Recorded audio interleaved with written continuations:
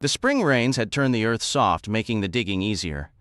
Dunk selected a place on the hill's western face, remembering how the old man had loved to watch the day end.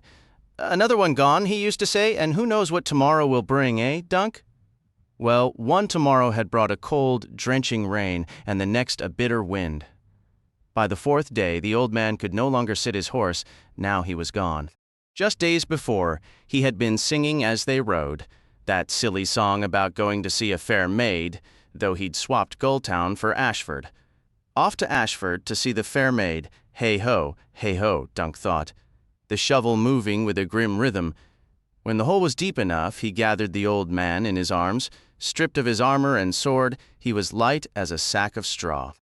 Dunk himself was a giant of a youth, all limbs and bone, standing near 7 feet tall and only starting to grow into his size. The old man had always been quick to praise that strength. It was the one coin he'd had to spend. Laying the body in the grave, Dunk hesitated. The air smelled of rain again, and he knew he should finish before it fell, but it felt wrong to cover that weary face. There should be a septon here saying the proper words, but there was only him. The old knight had taught him everything about sword and lance, but precious little about prayers.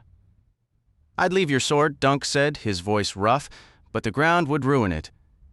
The gods will have a new one waiting, I suppose. I wish you hadn't died, sir." He faltered, unsure what else to say. He didn't know any prayers straight through. The old man had never been one for them. "You were a true knight," he finally pushed out, "and you never hit me when I didn't have it coming." "Well, except for that time in Maidenpool. I told you it was the inn boy who stole that pie. Doesn't matter now. May the gods keep you, sir." He kicked the first clod of earth into the hole, then worked steadily, not letting himself look down. He had a long life, Dunk told himself. He must have been near 60. How many men get that? At least he saw another spring. The sun was sinking as he tended to the horses. There were 3, his own sway-backed nag, the old man's palfrey, and Thunder, the war horse, only ridden for tourney or fight. The big brown stallion wasn't as fast as he once was, but his eye was still bright and his spirit fierce. He was worth more than everything else Dunk owned combined. "If I sold Thunder and Chestnut, and all the tack, I'd have enough silver to," Dunk scowled. The only life he knew was that of a hedge knight, wandering from castle to castle, serving one lord then another, fighting their fights and eating at their tables until moving on. There were tourneys sometimes, and he knew some knights turned to robbery in hard winters, though his master never had. I could find another knight needing a squire, he thought, or maybe go to a city like Yannisport or King's Landing and join the city watch, or else. He had stacked the old man's possessions under an oak tree. The thought of leaving it all behind and simply walking south, toward the warmer ports he'd only heard tales of, flickered briefly in his mind before the practical worries snuffed it out. The leather pouch held 3 silver coins, 19 copper pennies, and a flawed garnet. Like many wandering knights, most of his real value was wrapped up in his horse and his gear. Dunk possessed a chainmail shirt he had scrubbed free of rust more times than he could count, a dented iron helmet with a wide nose guard, a long sword in a scabbard of wood and worn leather secured by a frayed belt, a sharp dagger, a razor, and a smooth whetstone, armor for his shins and throat, a tall ashwood lance tipped with iron, and a wooden shield bound in metal, its face marked by the winged cup of Ser Arlan of Pennytree. Dunk studied the shield, picked up the old sword belt, then looked back at the shield. The belt was sized for a much narrower waist. It wouldn't fit him, just as the mail shirt wouldn't. He fastened the scabbard to a length of rope, tied it around his middle, and pulled the longsword free. The blade was solid and true, well-made steel, the grip wrapped in soft leather over wood, the pommel a dark, polished stone. Simple as it was, the sword felt right in his grasp, and Dunk knew its edge was keen from all the nights he'd spent honing it by firelight. "It sits in my hand as well as it ever did in his," he reflected, "and Ashford Meadow is holding a tourney." Sweetfoot had a smoother walk than old Chestnut, but Dunk was weary and aching when he spotted the inn up ahead, a tall building of timber and plaster beside a creek. The warm, golden glow from its windows seemed so welcoming he couldn't ride past. "I have 3 silvers," he reminded himself, "enough for a solid meal and all the ale I might want. As he swung down from the saddle, a naked boy came dripping out of the stream and began drying himself with a coarse brown cloak. "Are you the stable hand?" Dunk asked. The lad couldn't have been more than 9, a pale, scrawny child with mud caked on his feet. The strangest thing about him was his hair. He had none. "I need my horse seen to? And oats for all 3. Can you manage that?" The boy stared at him boldly. "I suppose I could if I felt like it," Dunk scowled. "Watch your tone. I'm a knight, I'll have you know." "You don't much look like one." "Do all knights look the same?" "No, but they don't look like you. Your sword belt's a piece of rope.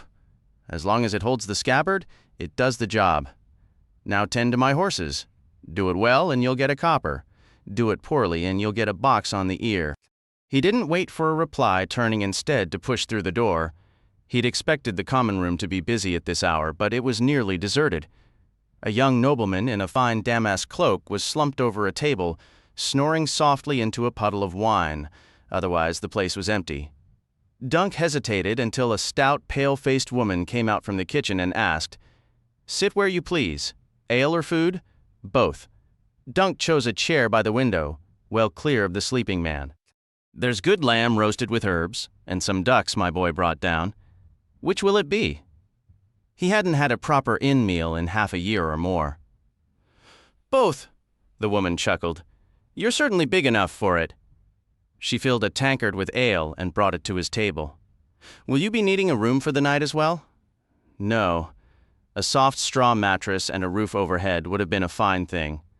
But he had to mind his coins. The hard ground would have to do. Some food, some ale, and then I'm for Ashford. How much farther is it?" "A day's ride. Keep north when the road splits at the burned mill. Is my boy looking after your horses, or has he run off again?" "He's there," said Dunk. "You seem to have few customers. Half the village has gone off to see the tourney. My own boy would be with them if I allowed it." The inn would pass to them when she was gone, but her son preferred strutting around with the garrison men, and her daughter dissolved into breathless laughter whenever a knight trotted past. She couldn't fathom it. Knights were made of the same flesh and blood as any other man, and she'd yet to see a tournament lance affect the cost of flour. Her gaze lingered on Dunk, taking in the contradiction of his sword and his simple clothes. "You're heading for the lists, then?" He drank from his tankard first. The ale was deep brown and rich, just how he preferred it. "That's right," he replied. "I aim to win my name there." "Is that so?" she said, not unkindly. From across the room, the young nobleman lifted his head from the wine-splattered table. His complexion was pallid beneath a tangle of sandy hair, and pale stubble dotted his jaw. He wiped his mouth, squinted at Dunk, and declared, "I saw you in a dream." A trembling finger pointed. "Keep your distance, you hear me? Stay far away." Dunk looked at him, confused. "My lord," the innkeeper leaned in, her voice low. "Pay him no mind, sir. He does nothing but drink and babble about his visions. I'll fetch your supper." She hurried off. "Supper?" The lordling spat the word like a curse. He pushed himself up, gripping the table for balance. "I'm going to be ill," he announced, the front of his tunic a map of old wine stains. "I asked for a woman, but they've all gone to Ashford. Damn it all. I need more wine." He stumbled out, and Dunk listened to his unsteady steps on the stairs, a mournful tune trailing behind him. A pitiful soul, Dunk thought. But why claim to know me? He considered it between mouthfuls. The lamb was tender, and the duck was superb, cooked with tart cherries and lemon, far less greasy than usual. The innkeep brought buttery peas and warm oat bread straight from the oven. "This is the knight's life," he told himself, gnawing the last morsel from a bone. "Fine food, ale at will, and no one to box my ears." He had a second tankard with the meal, a third after, and a fourth simply because he could, and when he settled the bill with the silver stag, he still got a handful of coppers back. Night had fallen when Dunk stepped outside. His belly was full, his purse a bit lighter, and he felt a contented warmth as he walked to the stables. A horse whinnied ahead. "Steady now," a young voice said. Dunk hurried his pace, a frown forming. He found the stable boy perched on Thunder, clad in the old knight's armor. The chainmail hung past his knees, and he'd tipped the helmet back on his shorn head to see. The sight was one of fierce concentration and utter ridiculousness. Dunk halted in the doorway and laughed. The boy glanced up, his face reddening, and slid to the ground. "Sir, I didn't intend." "Thief," Dunk said, attempting a stern tone. "Get out of that steel, and be thankful Thunder didn't plant a hoof in your foolish skull. He's a battle charger, not a child's pony." The boy yanked off the helmet and tossed it into the straw. "I could ride him as well as you," he declared, brazen as anything. "Hold your tongue, I'll have none of your cheek." "The mail too, off with it. What were you thinking?" "How can I tell you if my mouth is shut?" The boy wriggled out of the hauberk and let it drop. "You may open it to answer," Dunk said.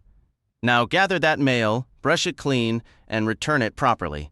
The helmet as well." "Did you tend to the horses as I asked? Did you groom Sweetfoot?" "Yes," the boy said, shaking straw from the chains. "You're bound for Ashford, aren't you? Take me with you, sir?" The innkeep had mentioned this might happen. "And what would your mother have to say about that?" "My mother?" The boy's face scrunched in confusion. "My mother's dead. She wouldn't say a word." Dunk was taken aback. Hadn't the innkeep claimed to be his mother? A sudden sharp memory surfaced, his own first glimpse of the sea, a vast and terrifying gray expanse that promised both freedom and oblivion. The boy's defiant stance mirrored that same lonely hunger. The ale had left Dunk's thoughts a bit muddled. "Are you an orphan, then?" he asked, his voice uncertain.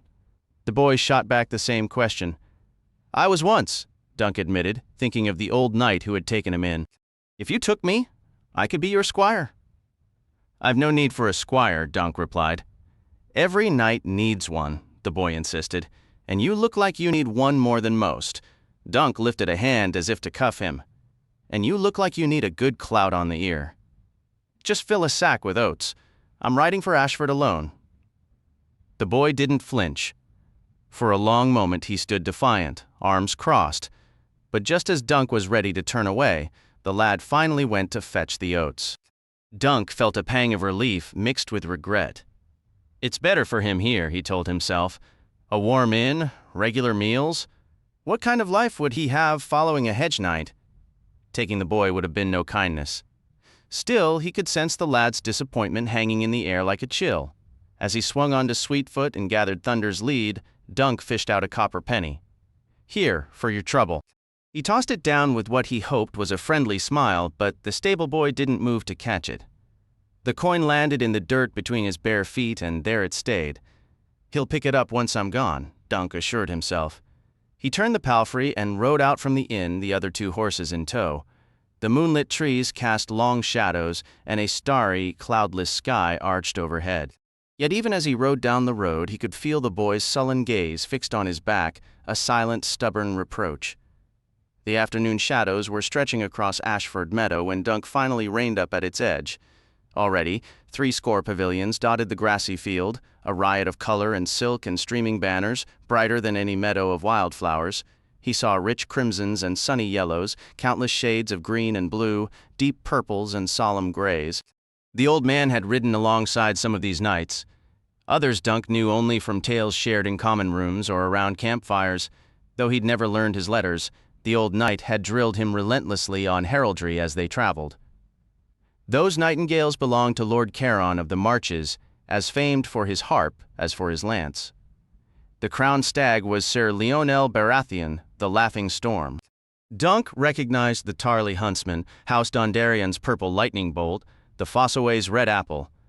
Over there the golden lion of Lannister roared on a crimson field, and nearby the sea turtle of House Estermont swam across pale green. The brown tent beneath a red stallion could only be Sir Otho Bracken, called the Brood of Bracken since he'd smashed in Lord Quentin Blackwood's face with a blunted long axe at a King's Landing tourney 3 years past. Fittingly, Dunk spotted Blackwood banners camped as far from Sir Otho as the meadow allowed.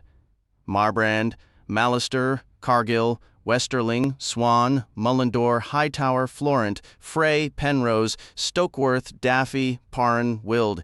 It seemed every noble house from the west and south had sent knights to see the fair maid and test their luck in the lists. What a grand, glittering spectacle they made, yet for all their bright silks, Dunk knew there was no place here for him. His shelter would be a threadbare wool cloak, his supper a tough strip of salt beef, while the lords dined on capon and suckling pig. If he pitched his camp on that gaudy field, he'd face silent scorn and open mockery. A few might offer kindness, but that pity could cut deeper than contempt. A hedge knight had to cling to his pride. It was often all he had. Without his knighthood, he was just another hired sword. He needed to prove his worth among them. If he fought with honor and skill, perhaps a lord would notice and bring him into his service. Then he'd ride alongside nobles, feast on fresh meat in a castle hall each night, and one day raise his own pavilion at tournaments.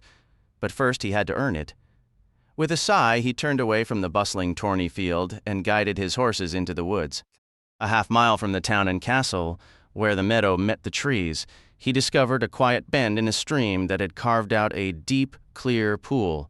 Thick reeds fringed the water's edge, and a broad elm stretched its leafy branches overhead. The grass here was lush and soft, a vibrant green that put even the finest knight's banner to shame. No one had claimed it yet. This will be my pavilion, Dunk decided. A pavilion roofed with living leaves, greener than the banners of House Tyrell or House Estermont. He tended to the horses first, then stripped and waded into the cool water to wash off the road's grime. A true knight is clean in body as well as soul, the old man used to say, insisting they bathe from head to toe each time the moon changed, whether they needed it or not. Now that he was a knight himself, Dunk pledged to keep that practice. He dried himself naked under the elm, savoring the warmth of the spring air on his skin, while a dragonfly drifted lazily above the reeds. Why call it a dragonfly? It looked nothing like a dragon. Not that Dunk had ever seen one, but Sir Arlan had. Dunk had heard the tale 100 times, how the old knight had been just a boy when his grandfather took him to King's Landing, and how they'd glimpsed the last dragon there a year before it died. She was a stunted green female, her wings shriveled, her eggs all barren. Some claim King Aegon poisoned her, Sir Arlan would say. Aegon III, Dragonbane they called him, or Aegon the Unlucky. He feared dragons after watching his uncle's beast devour his own mother. The summers grew shorter once the last dragon perished, and the winters turned longer and crueler. As the sun dipped behind the trees, the air grew cool. Goosebumps rose on Dunk's arms. He beat his tunic and breeches against the elm's trunk to shake off the dust, then pulled them back on. Tomorrow he could find the master of the games and enter his name, but tonight held other tasks if he meant to compete. He didn't need to check his reflection to know he hardly looked the part of a knight, so he slung Sir Arlan's shield across his back to show its sigil. After hobbling the horses to let them graze on the rich grass, Dunk set out on foot toward the tourney grounds. Usually this meadow served as common land for the people of Ashford across the river, but now it was utterly transformed. A second shimmering town had bloomed overnight, a town of silk instead of stone, brighter and grander than its older sibling. Dozens of merchants lined the field with stalls selling everything from felt and fruit to boots, belts, hawks, hides, pottery, jewels, spices, and feathers. Jugglers, puppeteers, and magicians wove through the crowds alongside cut-purses and working girls. Dunk kept a careful hand on his coins. When the scent of sausages sizzling over a smoky fire reached him, his mouth watered. He bought one with a copper from his pouch and a horn of ale to go with it. As he ate, he watched a painted wooden knight battle a painted wooden dragon. The puppeteer working the dragon caught his eye as well, a tall, slender woman with the olive skin and dark hair of Dorne, slim as a lance and nearly flat-chested, but Dunk liked her face and the clever way her fingers made the dragon snap and slither on its strings. He might have flipped the girl a penny if he'd had one to spare, but every coin was precious now. As he'd hoped, there were armorers among the merchants. One Tyroshi with a dyed blue beard sold elaborate helms, fantastical creations shaped like beasts and birds and decorated with silver and gold. Further along, a sword seller offered cheap blades, and another displayed finer craftsmanship, but a sword wasn't what he lacked. The man he needed was at the very end, a shirt of excellent chainmail and a pair of steel gauntlets laid out on his table. Dunk examined them carefully. "Your work is solid," he said. "The best I've seen." The smith was a stout man, not 5 feet tall but nearly as broad in the chest as Dunk himself, with a black beard, massive hands, and no hint of modesty. "I require armor for the tourney," Dunk explained. "A full suit of good mail with gorget, greaves, and a graith helm. His old half-helm would fit, but he needed more protection for his face than a simple nasal bar could offer." The armorer looked him over. "You're large, but I've fitted larger." He stepped out from behind the table. "Kneel." "I need to measure those shoulders. And that thick neck of yours." Dunk knelt. The man laid a knotted strip of rawhide across his shoulders, grunted, looped it around his throat, and grunted again. "Lift your arm. The right one." Another grunt followed. "You can stand." Further grunts accompanied the measuring of his leg, calf, and waist. "I've some pieces in my wagon that might suit you," the armorer said when finished. "No fancy gold or silver trim, mind, just good strong plain steel. My helms look like helms, not winged pigs or strange foreign fruit, but they'll serve you better when a lance comes at your face." "That's all I want," said Dunk. "Your price?" 800 stags, since I'm feeling generous." 800? It was more than he'd anticipated. I have some old armor made for a smaller man, a half-helm, a mail hauberk." "Steely Pate sells only his own work," the man stated firmly. "But I might make use of the metal. If it's not too rusted, I'll take it and armor you for 600. Dunk considered begging Pate for credit, but he knew the likely answer. He'd traveled long enough to learn merchants were wary of hedge knights, some of whom were little better than bandits. "I'll give you 2 silvers now and the armor and the rest of the coin tomorrow." The armorer studied him. 2 silvers buys you a day. After that, I sell to the next man." Dunk fished the stags from his pouch and placed them in the armorer's calused hand. "You'll have it all. I intend to be a champion here." "Do you?" Pate bit one of the coins. "And I suppose all these others came just to cheer you on." The moon was high when he started back toward his elm. Behind him, Ashford Meadow blazed with torchlight.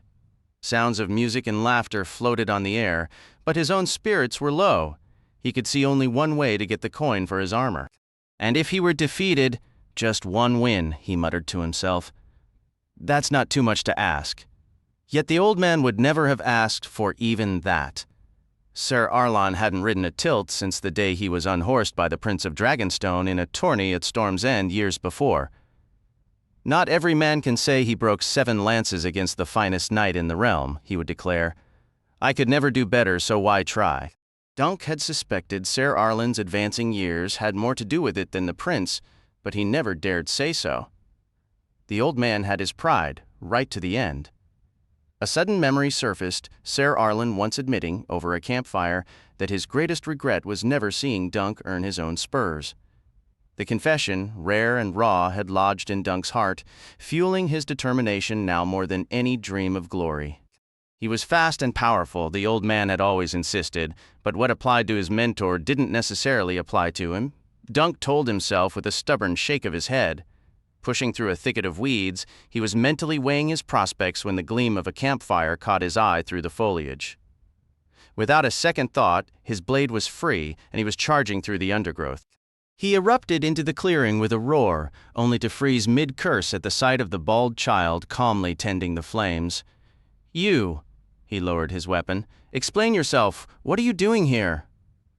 "Cooking supper," the boy replied, utterly unruffled. "It's trout. Would you like some?" "That's not what I meant." "How did you even get here?" "Did you take a horse?" "I hitched a ride in a farmer's cart. He was delivering lambs for Lord Ashford's kitchens."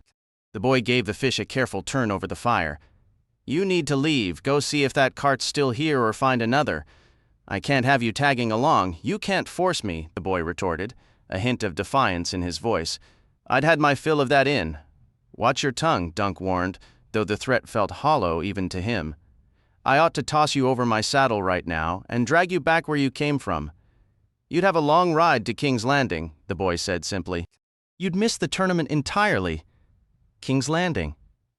The name gave Dunk a momentary pause, a strange twist in his gut. Was this some kind of jest? But the boy had no possible way of knowing Dunk's own origins, another soul clawing his way out of Flea Bottom, most likely. Who could blame him? Feeling suddenly ridiculous, standing there with a sword drawn on a scrawny orphan, Dunk slid the blade back into its sheath. He fixed the boy with what he hoped was a stern glare, a look meant to communicate he would tolerate no further cheek. I should at least give him a solid thrashing, he thought, but one look at the child's thin frame and large eyes dissolved any such intention. His gaze swept the campsite. The fire crackled neatly within a ring of stones. The horses looked brushed, and his own spare clothes were hanging from a low elm branch, drying in the heat. "And what's all this?" "I washed them," the boy said. "I also tended the horses, built the fire, and caught dinner. I would have set up your pavilion, but I couldn't find one. That is my pavilion." Dunk gestured grandly at the sprawling branches of the elm overhead. "That's a tree," the boy stated, utterly unimpressed. "It's shelter enough for any true night. I'd rather sleep beneath the sky than in some stuffy, smoke-filled tent. What happens when it storms? The leaves will cover me. Trees drip." Dunk couldn't help but laugh. "A fair point. Well, if we're being honest, I don't have the coin for a proper pavilion. Now tend that fish before you burn it black on one side and leave it raw on the other. You'd make a terrible kitchen hand." "I could be one if I wished," the boy muttered, but he obediently flipped the trout. Dunk studied him, the firelight glinting on his smooth scalp. "What happened to your hair?" The maester shaved it. Suddenly self-conscious, the boy tugged the hood of his dun-colored cloak up over his head. Dunk had heard they did that for lice or certain fevers. "Are you sick?" "No," the boy said shortly. "What's your name?" "Dunk?" The boy burst into laughter, as if he'd just heard the finest joke. "Dunk?" he echoed. "Ser Dunk? That's not a knight's name. Is it short for something, Duncan?" Was it? The old knight had only ever called him Dunk. His life before those days was a fog. Yes. "Duncan," he said, the name feeling unfamiliar on his tongue. "Ser Duncan of—" He trailed off. He had no family name, no noble house. Sir Arlen had plucked him from the filth and shadows of Flea Bottom. He'd never known his parents. What could he possibly say? Ser Duncan of Flea Bottom lacked a certain dignity. He considered claiming Pennytree, but what if someone asked him to describe it? He'd never been. Flustered, he drew himself up to his full, considerable height. "Ser Duncan the Tall?" It was an undeniable fact, and it sounded suitably formidable. The little imp, however, remained unconvinced. "I've never heard of a Ser Duncan the Tall. Do you claim to know every knight in the realm?" The boy met his gaze, bold as brass. "I know all the worthy ones." "Then you can add my name to the list," Dunk said, the words carrying more hope than certainty. "After the tournament, they'll all know it." "Do you have a name, thief?" The boy paused. "Egg," he replied. Dunk didn't laugh. His head really did resemble an egg. Children could be merciless, and grown men were no better. "Egg," Dunk said, "I ought to thrash you soundly and send you packing, but the fact is, I have no pavilion, and I have no squire. Swear you'll follow my orders, and I'll let you serve me for the tournament. After that, we'll see. If I decide you're worth keeping, you'll have clothes on your back and food in your belly. The clothes might be coarse, and the food salted beef or fish, with maybe some venison now and then when no gamekeepers are around, but you won't starve, and I promise I'll only beat you when you've earned it." Egg grinned. "Yes, my lord." "Sir," Dunk corrected. "I'm just a hedge knight," he wondered if the old man was watching from above. "I'll teach him what you taught me, sir. He seems a clever lad. Maybe one day he'll make a knight." The fish was still a bit undercooked inside when they ate, and the boy hadn't gotten all the bones out, but it tasted far better than tough salt beef. Egg soon dozed off by the fading fire. Dunk lay on his back nearby, hands behind his head, staring up at the night sky. He could hear faint music from the tournament grounds, half a mile off. The stars were countless, a sprawling tapestry above. One streaked across the darkness as he watched, a vivid green flash that vanished instantly. "They say a falling star brings luck to whoever sees it," Dunk mused. "But all the others are tucked in their pavilions now, looking up at silk canopies instead of the heavens. so the luck is mine alone. Come morning, he woke to a rooster's crow. Egg was still there, curled under the old man's second-best cloak.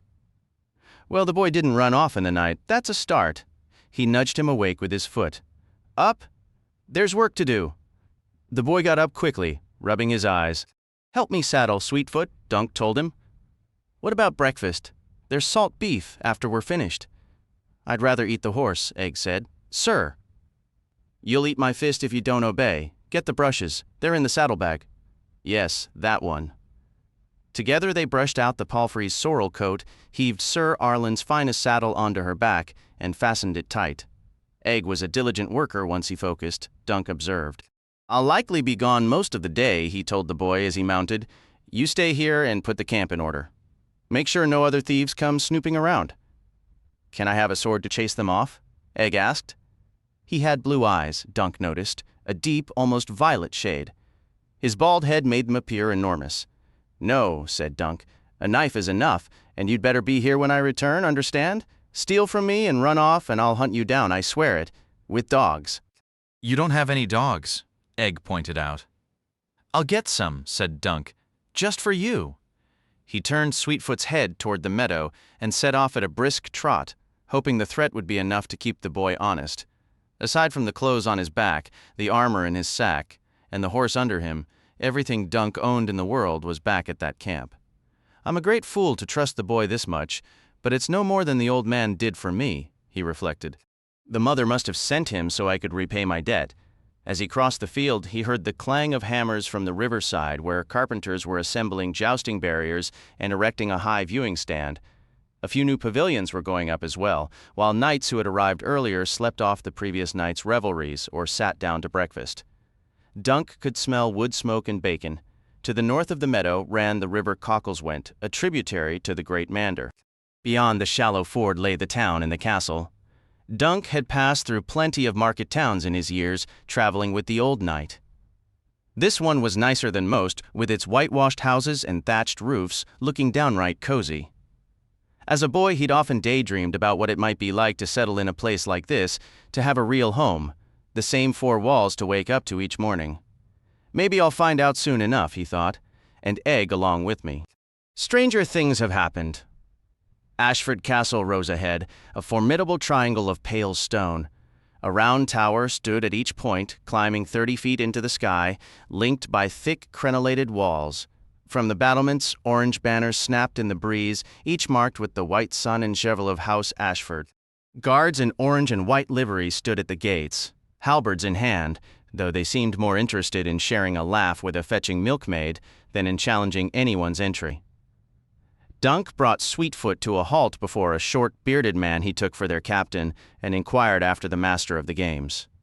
That'd be Plummer, his lordship's steward, the man said. I'll take you to him. Within the yard, a stable boy took charge of his horse.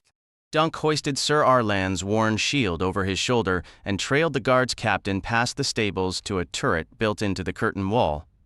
A steep flight of stone steps led upward. Here to put your master's name in for the lists? The captain asked as they climbed. It's my own name I mean to enter, Dunk replied. Is that so? The man might have been smirking. Dunk couldn't quite tell. That door there. I'll leave you to it. Pushing the door open, Dunk found the steward seated at a trestle table, scratching at a piece of parchment with a quill. He had thinning gray hair and a narrow, pinched face. Yes, he said, glancing up. What is it? Are you Plummer the steward? I've come for the tourney to enter the lists. Plummer pursed his lips. My lord's tourney is a contest for knights. Are you a knight? Dunk nodded, feeling the heat in his ears. A knight with a name, perhaps. Dunk. Why had he blurted that? Ser Duncan the Tall. And where do you hail from, Ser Duncan the Tall? Here and there. I was squire to Sir Arlen of Pennytree from the time I was a boy. This was his shield. He held it out. He meant to come to the tourney himself, but he took a chill and died, so I came instead. He knighted me with his own sword before the end. Dunk drew the long sword and laid it on the scarred table between them. The steward barely glanced at the blade. A sword it is, certainly, I've never heard of this Arlen of Pennytree, however. You say you were his squire? He always said he meant for me to be a knight, like him. When he was dying, he called for his sword and told me to kneel. He touched me once on each shoulder, spoke the words, and when I rose, he said I was a knight. Plummer rubbed his nose. Any knight can make a knight, true enough, though it's more customary to stand a vigil and be anointed by a septon. Were there any witnesses to this dubbing? Only a robin in a thorn tree. I heard it singing while he said the words. He charged me to be a good knight and true, to obey the gods, defend the weak, serve faithfully, and protect the realm. And I swore I would. No doubt. Plummer did not grant him the courtesy of Sir, Dunk noticed. I shall need to speak with Lord Ashford. Tell me, would you or your late master be known to any of the knights gathered here? Dunk thought for a moment. I saw a pavilion flying a black banner with purple lightning. That would be Sir Manfred of House Dondarrion. Sir Arlen served his lord father in Dorne 3 years back. Sir Manfred might recall me. I would suggest you speak with him. If he is willing to vouch for your character, bring him here tomorrow at this same hour. As you say, my lord. He moved toward the exit. Ser Duncan, the steward, called out, halting him. Dunk turned back. You are aware, the man continued, that those defeated in a tourney must surrender their arms, armor, and horse to the victor, and are required to pay a ransom to reclaim them? I know. And do you possess the coin for such a ransom? Now he felt the heat in his ears. I won't need coin, he insisted, hoping it was true. All I require is a single victory. If I win my first joust, I'll claim the loser's gear and mount, or his gold, and then I can afford a loss myself. He descended the steps slowly, dreading what came next. In the courtyard, he stopped a stable hand. I need to speak with Lord Ashford's master of horse. I'll fetch him for you. The stables were cool and shadowy. A temperamental gray stallion snapped at him as he walked by, but Sweetfoot merely whickered softly and nudged his hand when he lifted it to her muzzle. You're a good girl, aren't you? He whispered. The old knight always claimed a man should never grow too fond of a horse, since many were likely to perish beneath him. Yet he never followed his own advice. Dunk had often watched him spend his last copper on an apple for Old Chestnut or a measure of oats for Sweetfoot and Thunder. The palfrey had been Sir Arlan's trusted companion, carrying him tirelessly across thousands of miles up and down the length of the Seven Kingdoms. Dunk felt like he was betraying a loyal friend, but what other choice did he have? Chestnut was too aged to be worth much, and Thunder must bear him in the lists. He waited some time before the master of horse finally appeared. As he lingered, a blast of trumpets sounded from the walls, followed by commotion in the yard. Curious, he led Sweetfoot to the stable entrance to see what was happening. A large contingent of knights and mounted archers streamed through the gates, at least 100 men, riding some of the most magnificent horses Dunk had ever laid eyes on. Some great lord has arrived. He caught the arm of a stable boy rushing past. Who are they? The boy gave him a strange look. Can't you see the banners? He pulled free and hurried off. The banners. As Dunk turned, a gust of wind caught the black silk pennon atop a tall staff, making the fierce three-headed dragon of House Targaryen seem to spread its wings, breathing scarlet fire. The banner-bearer was a tall knight in white-scale armor adorned with gold, a pure white cloak flowing from his shoulders. 2 other riders were also clad head to toe in white, Kingsguard knights with the royal banner. No wonder Lord Ashford and his sons came hurrying from the keep, and the fair maiden too, a short girl with yellow hair and a round pink face. She does not seem so fair to me, Dunk thought. The puppet girl was prettier, boy. Let go of that nag and see to my horse. A rider had dismounted before the stables. He is talking to me, Dunk realized. I am not a stable boy, my lord. Not clever enough? The speaker wore a black cloak edged in scarlet satin, but beneath it were garments bright as flame, all reds, yellows, and golds. Slim and straight as a dagger, though only of average height, he was near Dunk's own age. Curls of silver gold hair framed a face that was both sculpted and imperious, high brow, sharp cheekbones, a straight nose, and pale, smooth skin without flaw. His eyes were a deep violet. If you cannot manage a horse, fetch me some wine and a pretty wench. My lord pardons. I'm no serving man either. I have the honor to be a knight." "Knighthood has fallen on sad days," said the princeling, but then a stable boy rushed up, and he turned away to hand over the reins of his splendid blood-bay palfrey. Dunk was forgotten in an instant. Relieved, he slipped back into the stables to wait for the master of horse. Duncan felt thoroughly out of place among the lords in their pavilions. Speaking to royalty was far beyond his station. The handsome youth had to be a prince. The Targaryens carried the blood of ancient Valyria across the sea, their silver-gold hair and violet eyes marking them as anything but common. Dunk knew Prince Baelor was older, but this could easily be one of his sons, Valor, often called the young prince to distinguish him from his father, or Materus, whom old Lord Swan's fool had once dubbed the even younger prince. There were other young princes, too, cousins to Valar and Materus. Good King Daeron had 4 grown sons, 3 of whom already had sons of their own. The Dragon King's line had nearly vanished in his father's time, yet it was said Daeron II and his sons had secured it for all time. "You there? You asked for me." Lord Ashford's master of horse wore orange livery that made his already ruddy face seem redder, and he spoke with impatient briskness. "What is it? I haven't got all." "I need to sell this palfrey," Dunk cut in before the man could wave him off. "She's a steady mount, sure-footed." "I told you, no time." The master of horse barely glanced at Sweetfoot. Lord Ashford has no use for her. "Try the town. Maybe Henley will toss you a few silvers." He started to turn away. "Thank you, M-Lord," Dunk said quickly. "M-Lord, has the king arrived yet?" The master of horse gave a short laugh. "No, thank the gods. This swarm of princes is trouble enough. Where am I supposed to put all their animals and feed them?" He strode off, barking orders at his stable boys. By the time Dunk led Sweetfoot out, Lord Ashford had already ushered his royal guests inside, but 2 knights of the Kingsguard in their white armor and pale cloaks remained in the yard, conversing with the captain of the guard. Dunk stopped before them. "Lords, I am Ser Duncan the Tall." "Well met, Ser Duncan," replied the larger of the white knights.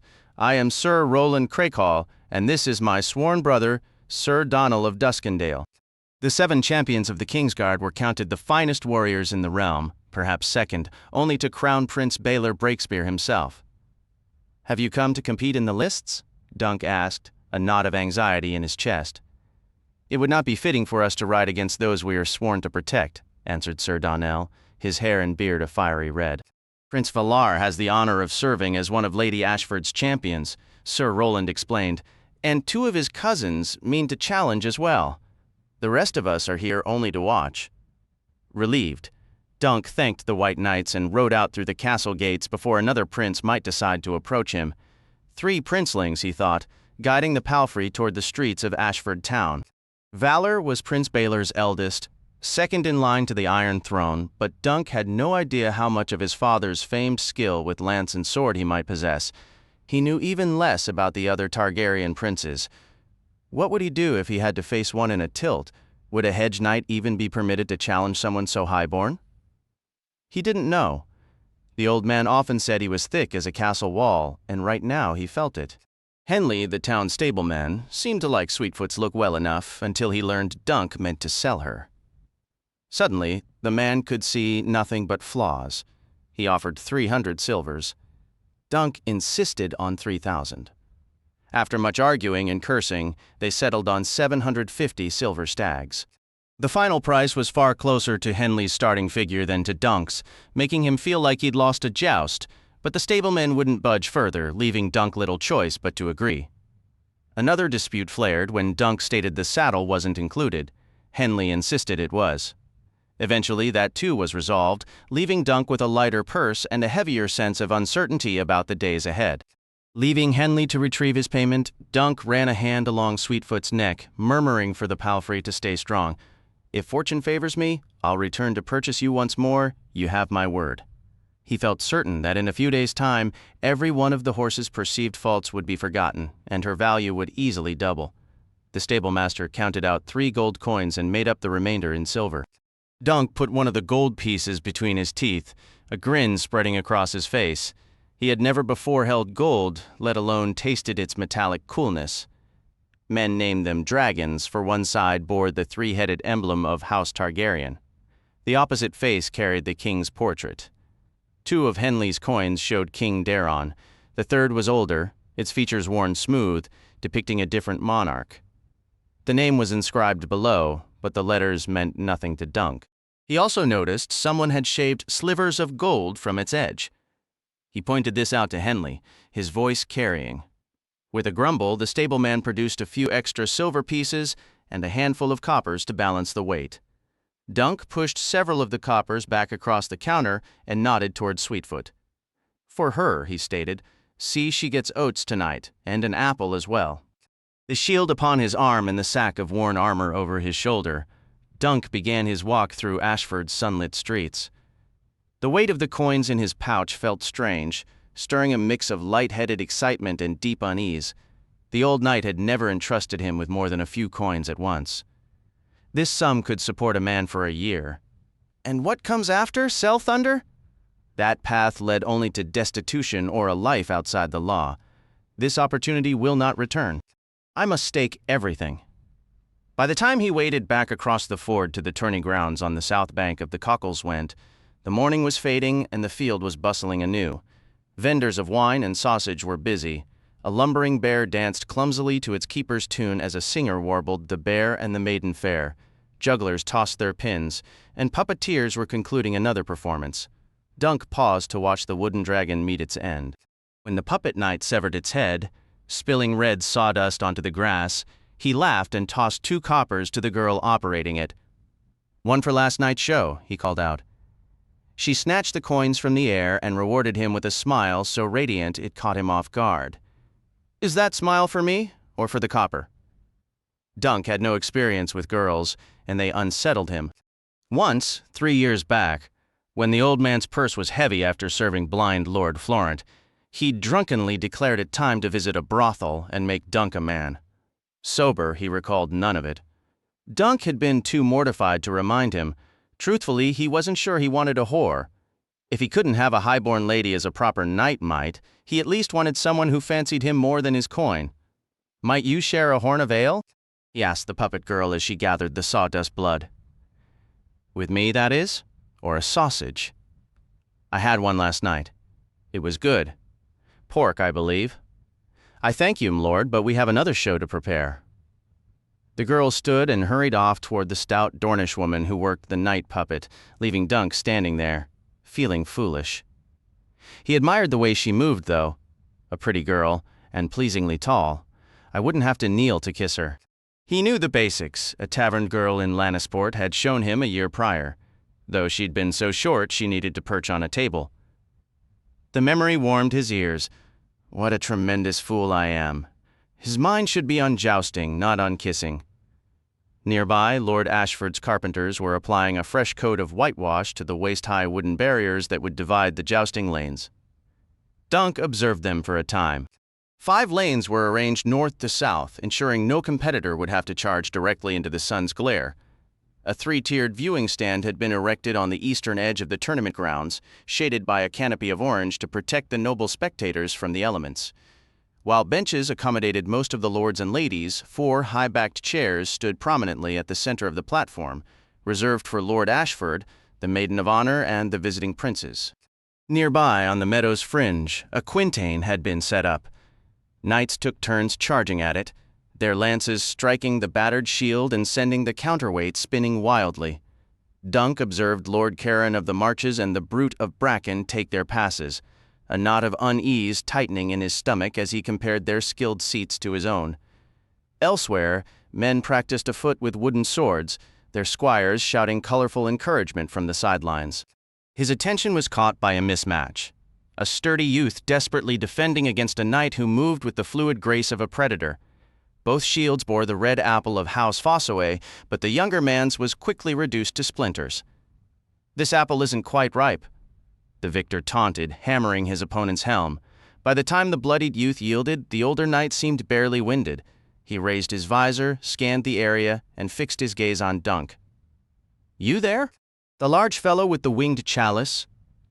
Is that a long sword you're carrying? "It is rightfully mine," Dunk replied, his tone defensive. "I am Ser Duncan the Tall." "And I am Sir Stephen Fossaway. Care to test yourself against me, Sir Duncan?" "Fresh competition is always welcome. My cousin here, as you witnessed, is still unripe." "Do it, Sir Duncan," the defeated Fossaway urged, pulling off his helm. His face was a map of bruises. "I may be unripe, but my esteemed cousin is rotten straight through. Knock some sense into him." Dunk shook his head, baffled as to why these high-born men were dragging him into their dispute. He wanted no part of it. "I thank you, sir, but I have other matters requiring my attention." The weight of the coins in his purse was a constant, uncomfortable reminder. The sooner he paid steely pate for his armor, the better he would feel. Sir Stephen looked at him with open contempt. "The Hedge Knight has matters," he mocked. His eyes swept the area and landed on another knight nearby. "Sir Grants, well met. Come and try me." "I already know every pitiful trick my cousin Raymond has learned, and it appears Sir Duncan must hurry back to the shrubbery." Dunk turned and stalked away, his face burning. He didn't possess a vast arsenal of tricks, feeble or otherwise, and he had no intention of showing his abilities before the tourney proper. The old man's lessons echoed in his mind. Knowing your foe was half the battle. Knights like Sir Stephen had a knack for spotting a man's weakness in an instant. While Dunk had strength, reach, and size on his side, he harbored no illusions that his skill matched these seasoned competitors. Sir Arlen had taught him all he could, but the old knight himself had never been among the realm's finest, even in his prime. The truly great did not spend their lives wandering the hedges or dying on some forgotten, muddy track. "That will not be my fate," Dunk vowed silently. "I will prove I am more than just a knight of the roads." "Sir Duncan." The younger Fossaway hurried to catch up with him. "I should not have pushed you to fight my cousin. His arrogance angered me, and you are so formidable, I suppose. I thought, well, it was wrong. You wear no armor." He would have gladly broken your hand or a knee if given the chance. He enjoys battering men in the training yard, leaving them sore and vulnerable for a potential match in the lists. He didn't break you. "No, but we share blood, though he never lets me forget his branch of the apple tree is the senior one. I am Raymond Fossaway." "Well met. Will you both ride in the tourney?" "He will, without doubt. As for me, I wish I could. I'm still only a squire." "My cousin has promised to knight me, but maintains I'm not ripe yet," Raymond said with a roll of his eyes. He had a square jaw, a snub nose, and tight curly hair, but his smile was genuine and warm. "You have the look of a challenger to me, Sir Duncan. Which shield do you intend to challenge?" Raymond asked. "It matters not," Dunk replied, though of course it mattered a great deal. That was simply the expected answer. "I will not ride until the third day." "By then, some will have fallen from their saddles," Raymond noted. "May the warrior grant you strength, sir? And to you, if he is merely a squire, what right have I to call myself a knight? One of us is living a lie." The coins in his pouch jingled with each step, a sound that could vanish in an instant. The very structure of this tourney seemed designed to thwart him, minimizing any chance he might face an untested or weakened opponent. Tourneys took many shapes, dictated by the whims of the hosting lord. Some were grand team battles, others chaotic free-for-alls where the last man standing claimed the glory. When single combats or the custom pairings might be drawn by lot or chosen by the master of games. Lord Ashford had conceived this event to honor his daughter's 13th name day. The young lady would preside as the queen of love and beauty, flanked by 5 champions who wore her favor. All others were challengers, but any man who unhorsed a champion would take his place, holding that honor until he himself was bested. After 3 days, the 5 remaining would decide whether the maiden kept her crown or yielded it to another. Dunk studied the grassy lists and the empty viewing stands, weighing his slender hopes. A single victory was all he required.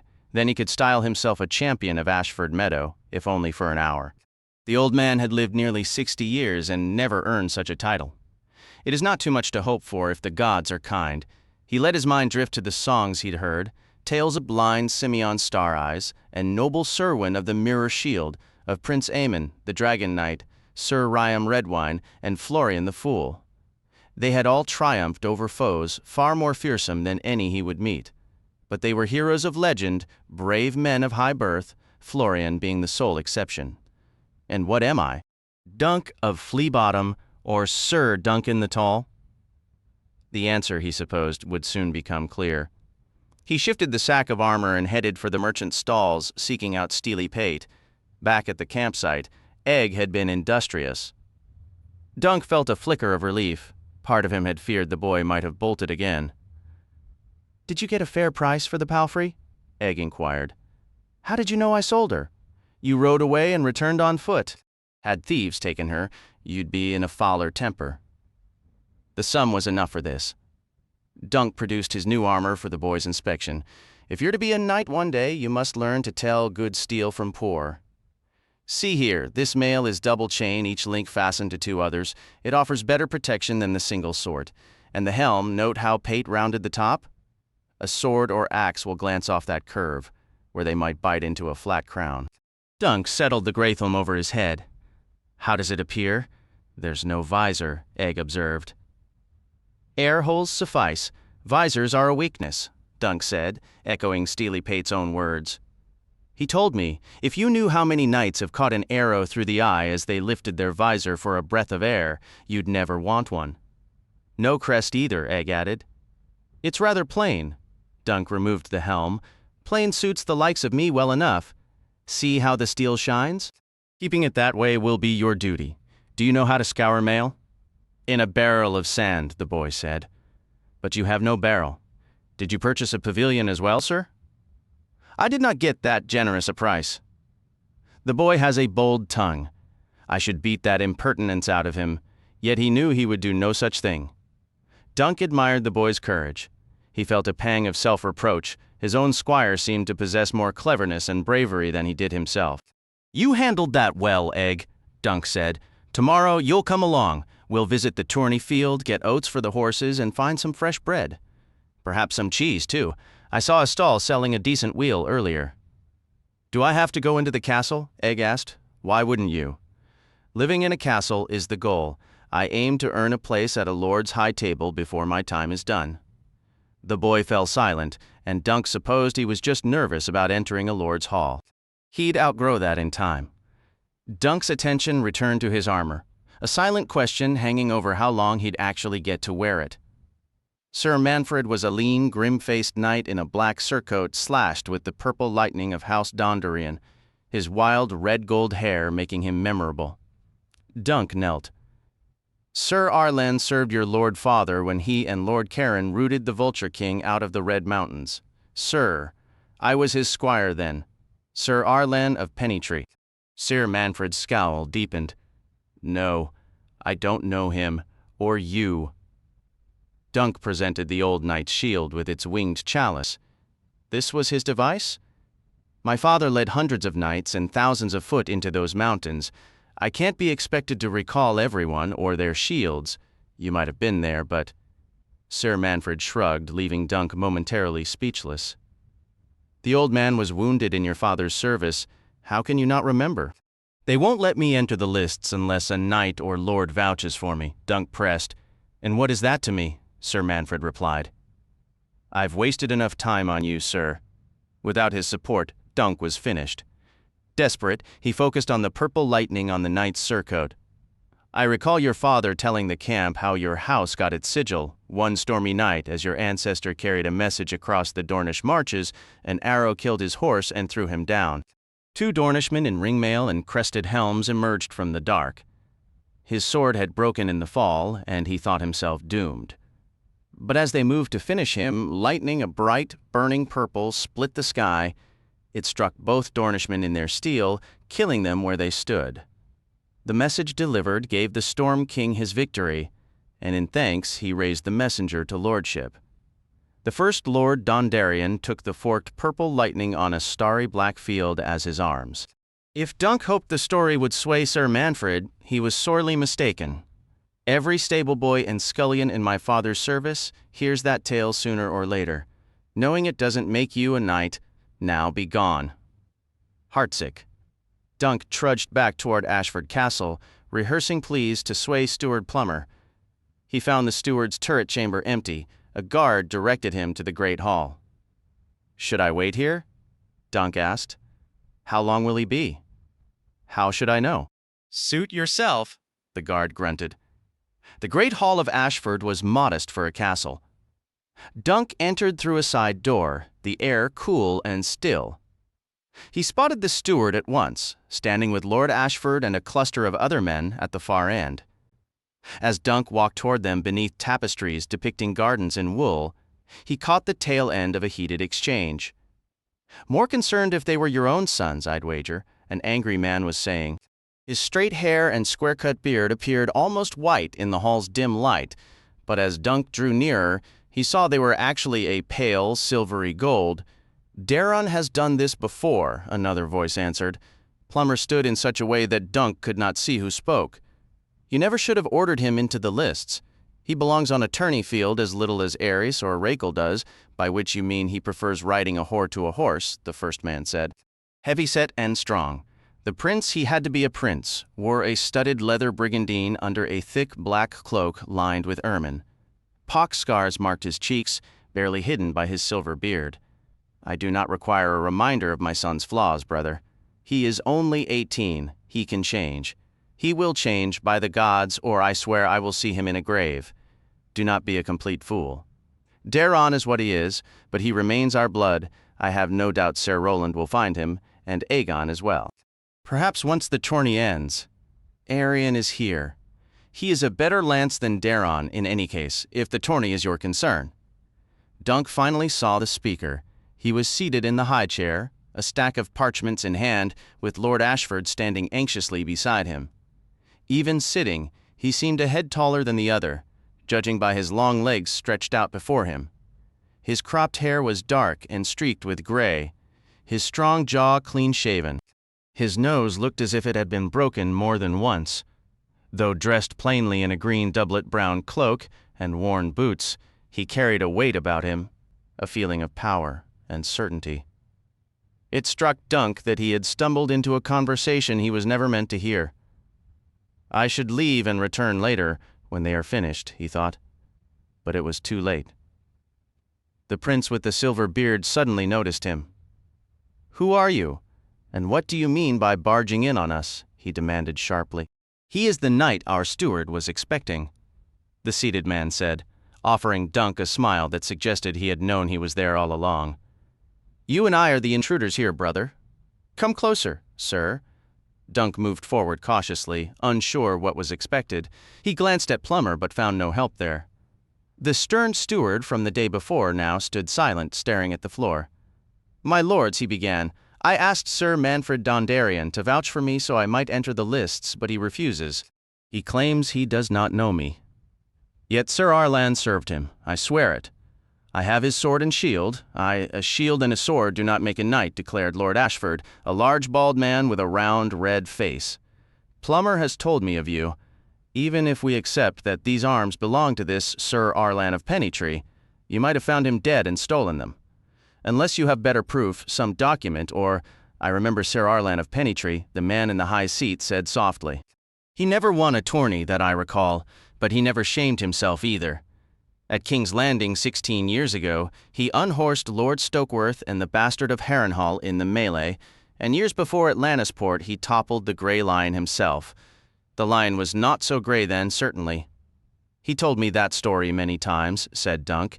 The tall man studied him. "Then you will recall the Grey Lion's true name, I have no doubt."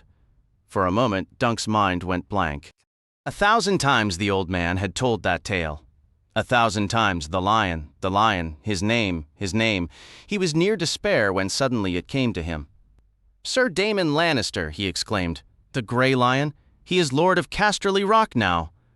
"So he is," said the tall man agreeably, "and he competes in the lists tomorrow." He shook the papers in his hand. "How can you possibly recall some insignificant hedge knight who happened to unhorse Daemon Lannister 16 years ago?" said the prince with the silver beard, frowning. "I make it a point to learn everything I can about those I face," the prince said. "Why would you even consider jousting with a hedge knight?" "That was 9 years ago at Storm's End. Lord Baratheon hosted a tournament to mark his grandson's birth. The draw paired me with Sir Arlan in the opening tilt. We shattered 4 lances before I finally unseated him." 7, Dunk blurted out, and that was against the Prince of Dragonstone. He instantly wished he could swallow the words. Dunk the Lunk, thick as a castle wall, he could almost hear the old man's voice. So it was, replied the prince with the crooked nose, his smile kind. Stories tend to expand, I understand. Do not fault your former master, but I fear it was only 4 lances.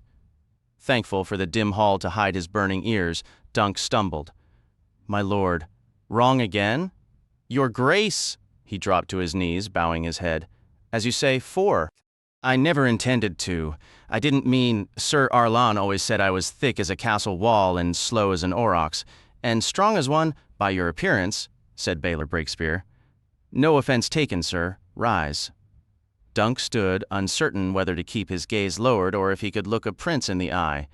I am speaking with Baylor Targaryen, Prince of Dragonstone, Hand of the King, and heir to Aegon the Conqueror's Iron Throne. What could a Hedge knight possibly say to such a man? You returned his horse and armor and asked for no ransom, I recall, he managed. Sir Arlan told me you were the very soul of chivalry, and that the 7 kingdoms would one day be secure in your hands. Not for many years yet, I hope, Prince Baylor replied. No, said Dunk, aghast. He nearly added, I didn't mean the king should die, but caught himself. I beg your pardon, lord, your grace. He then remembered the stout man with the silver beard had called Prince Baylor brother. He's dragon's blood too, damn my foolishness. This could only be Prince Maekar, the youngest of King Daeron's 4 sons. Prince Aerys was scholarly, and Prince Rhaegal was described as frail and unstable. Neither was likely to travel halfway across the realm for a tourney. But Maekar was known as a formidable fighter, though often living in his eldest brother's shadow. You wish to enter the lists, is that it? Asked Prince Baylor. The final say belongs to the master of games, but I see no cause to refuse you. The steward gave a nod. As you command, my lord? Dunk attempted to stutter his thanks, but Prince Maekar interrupted. Very well, sir. Your gratitude is noted. Now be on your way. You must pardon my noble brother, sir, said Prince Baylor. 2 of his sons have lost their way coming here, and he worries for them. The spring rains have flooded many streams, Dunk offered. Maybe the princes are merely delayed. I did not journey here to receive advice from a Hedge knight, Prince Maekar stated to his brother. You may go, sir, Prince Baelor told Dunk not unkindly. Yes, my lord. He bowed and turned to leave, but the prince's voice stopped him. Sir, one more thing. You are not of Sir Arlan's blood? No, m'lord, I am not. The prince gestured toward the dented shield Dunk carried with its winged chalice. By law, only a trueborn son may inherit a knight's arms. You will need to find a new emblem, sir, a sigil of your own. I will, said Dunk. Thank you again, your grace. I'll fight bravely, you'll see. As brave as Baylor Breakspear, the old man would often say. Outside, the wine sellers and sausage makers were busy, and women of the evening moved boldly among the stalls and tents. One, a red-haired girl, was particularly striking. He couldn't help but watch the sway of her figure beneath her loose dress as she passed. He thought of the silver coins in his pouch. I could have her company if I wished. A sudden, sharp memory surfaced, Sir Arlan once finding him similarly distracted before a minor tourney, chiding him about focus. The lesson had been about more than just fighting. It was about where a knight's mind ought to be. Dunk shook his head slightly, pushing the recollection aside.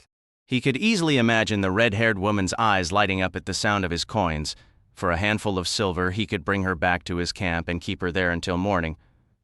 He'd never been with a woman, and with his first joust looming, there was a real chance he might not survive it. Tourneys were perilous, but so were women of that sort. The old knight had warned him often enough. She could slit his purse while he slept, and then where would he be? When the girl looked back over her shoulder, Dunk simply shook his head and walked away. He found Egg sitting cross-legged in the dirt before the puppet stage, the hood of his cloak pulled so far forward it hid his shaved head. The boy had been too nervous to enter the castle, a mix of shyness and shame, Dunk supposed. Egg didn't believe he belonged among lords and ladies, much less princes. Dunk remembered feeling the same way as a boy. The world outside Flea Bottom was thrilling but terrifying. He needs time, that's all. For now, it felt kinder to give the lad a few coppers and let him enjoy the fare than to drag him unwilling into a place that made him feel small. This morning, the puppeteers were performing the story of Florian and Jonquil.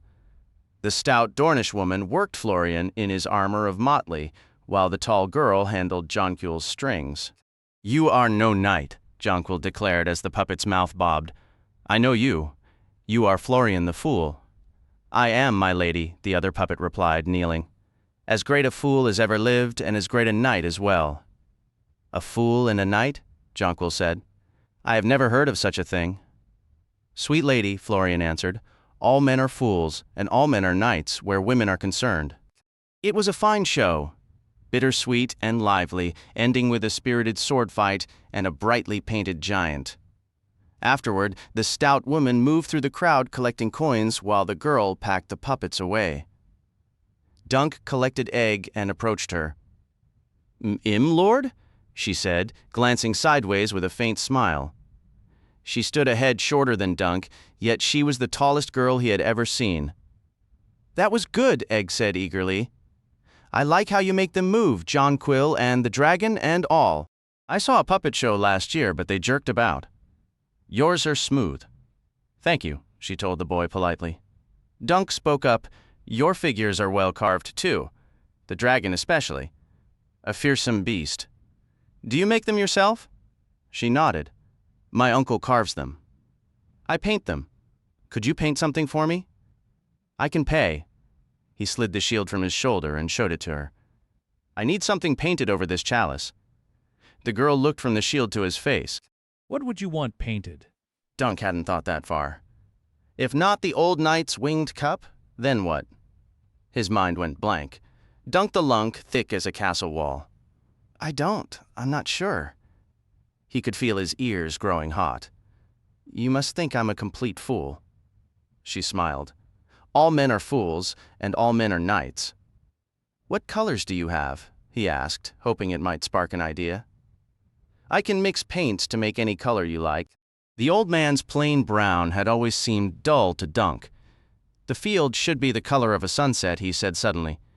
The old knight liked sunsets.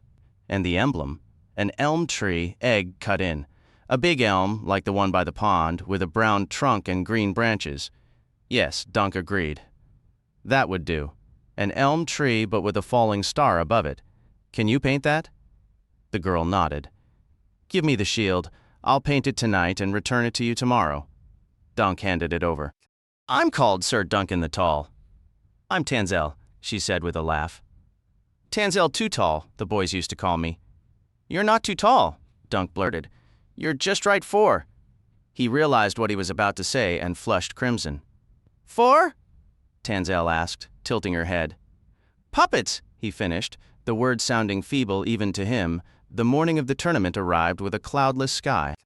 Dunk purchased provisions, and they breakfasted on bacon, fried bread, and goose eggs, yet he could scarcely eat a bite.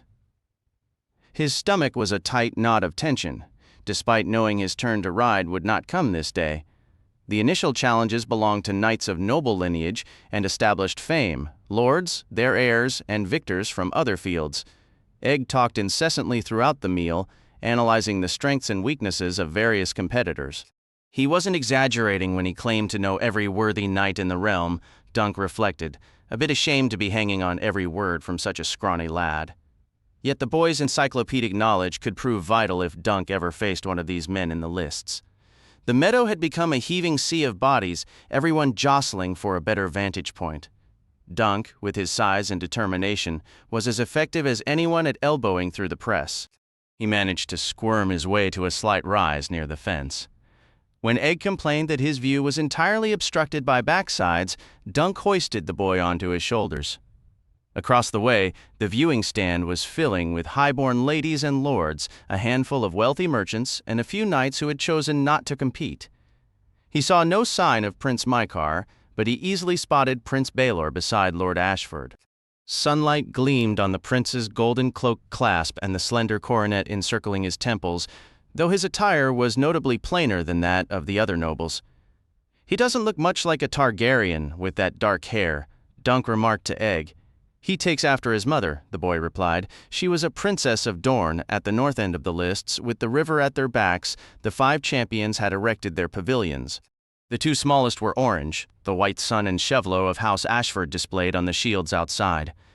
These would belong to Lord Ashford's sons, Andro and Robert, brothers to the fair maid. Dunk had never heard other knights speak of their skill, which likely meant they would be the first eliminated. Next to them stood a much larger pavilion of deep green. Above it flew the golden rose of Highgarden, the same device emblazoned on the great green shield by the entrance. "That's Leo Tyrell, the Lord of Highgarden," said Egg. "I know that," Dunk said, irritated. "The old man and I served there before you were born." His own memories of that year were faint, but Ser Arlen had often spoken of Leo Longthorn, as he was called a joster without peer, despite the silver in his hair. He gestured toward a slender, gray-bearded man in green and gold standing near the tent. "That must be him." "Yes," Egg confirmed. "I saw him at King's Landing once." "He's not one you'll want to challenge, sir." "Boy, I do not need your advice on who to challenge." The 4th pavilion was a patchwork of red and white diamond-shaped cloths. Dunk did not recognize the colors, but Egg identified them as belonging to a knight from the Vale of Arryn, Sir Humphrey Harding. "He won a grand melee at Maidenpool last year, sir," Egg explained, "and unhorsed Sir Donald of Duskendale, along with Lords Arryn and Royce in the lists." The final pavilion belonged to Prince Valar. It was fashioned from black silk, with a row of sharp scarlet pennants hanging from the roof like frozen flames. The shield on its stand was a glossy black, bearing the 3-headed dragon of House Targaryen. A knight of the Kingsguard stood vigil beside it, his brilliant white armor a stark contrast against the dark silk. Seeing him there, Dunk briefly wondered if any challenger would dare to strike the dragon's shield. Valor was, after all, the king's grandson and son to Baelor Breakspear. His worry proved unnecessary. When the horn sounded to summon the challengers, all 5 of the maid's champions were called forth to defend her honor. A murmur of anticipation rippled through the crowd as the challengers emerged at the southern end of the lists. Heralds announced each knight in a booming voice. One by one, they paused before the viewing stand to lower their lances in salute to Lord Ashford, Prince Baelor, and the fair maiden, then wheeled their mounts to the northern side to choose their opponents. The Grey Lion of Casterly Rock struck the shield of Lord Tyrell, while his golden-haired son, Sir Tybolt Lannister, called out Lord Ashford's eldest. Lord Tully of Riverrun tapped the diamond-patterned shield of Sir Humphrey Harding. Sir Abelar Hightower challenged Valar, and the younger Ashford found himself facing Sir Leonel Baratheon, the knight known as the Laughing Storm. The challengers then trotted back to the southern end to await the answering call, a vivid line of color against the green field. Sir Abelar in silver and gray, a stone watchtower crowned with flame upon his shield, the Lannisters in crimson, the golden lion roaring on their banners, the Laughing Storm resplendent in cloth of gold, a black stag on his breast and a rack of iron antlers upon his helm. Lord Tully with a blue and red striped cloak fastened by silver trout brooches. They raised their 12-foot lances skyward, the gusty wind snapping at the pennants.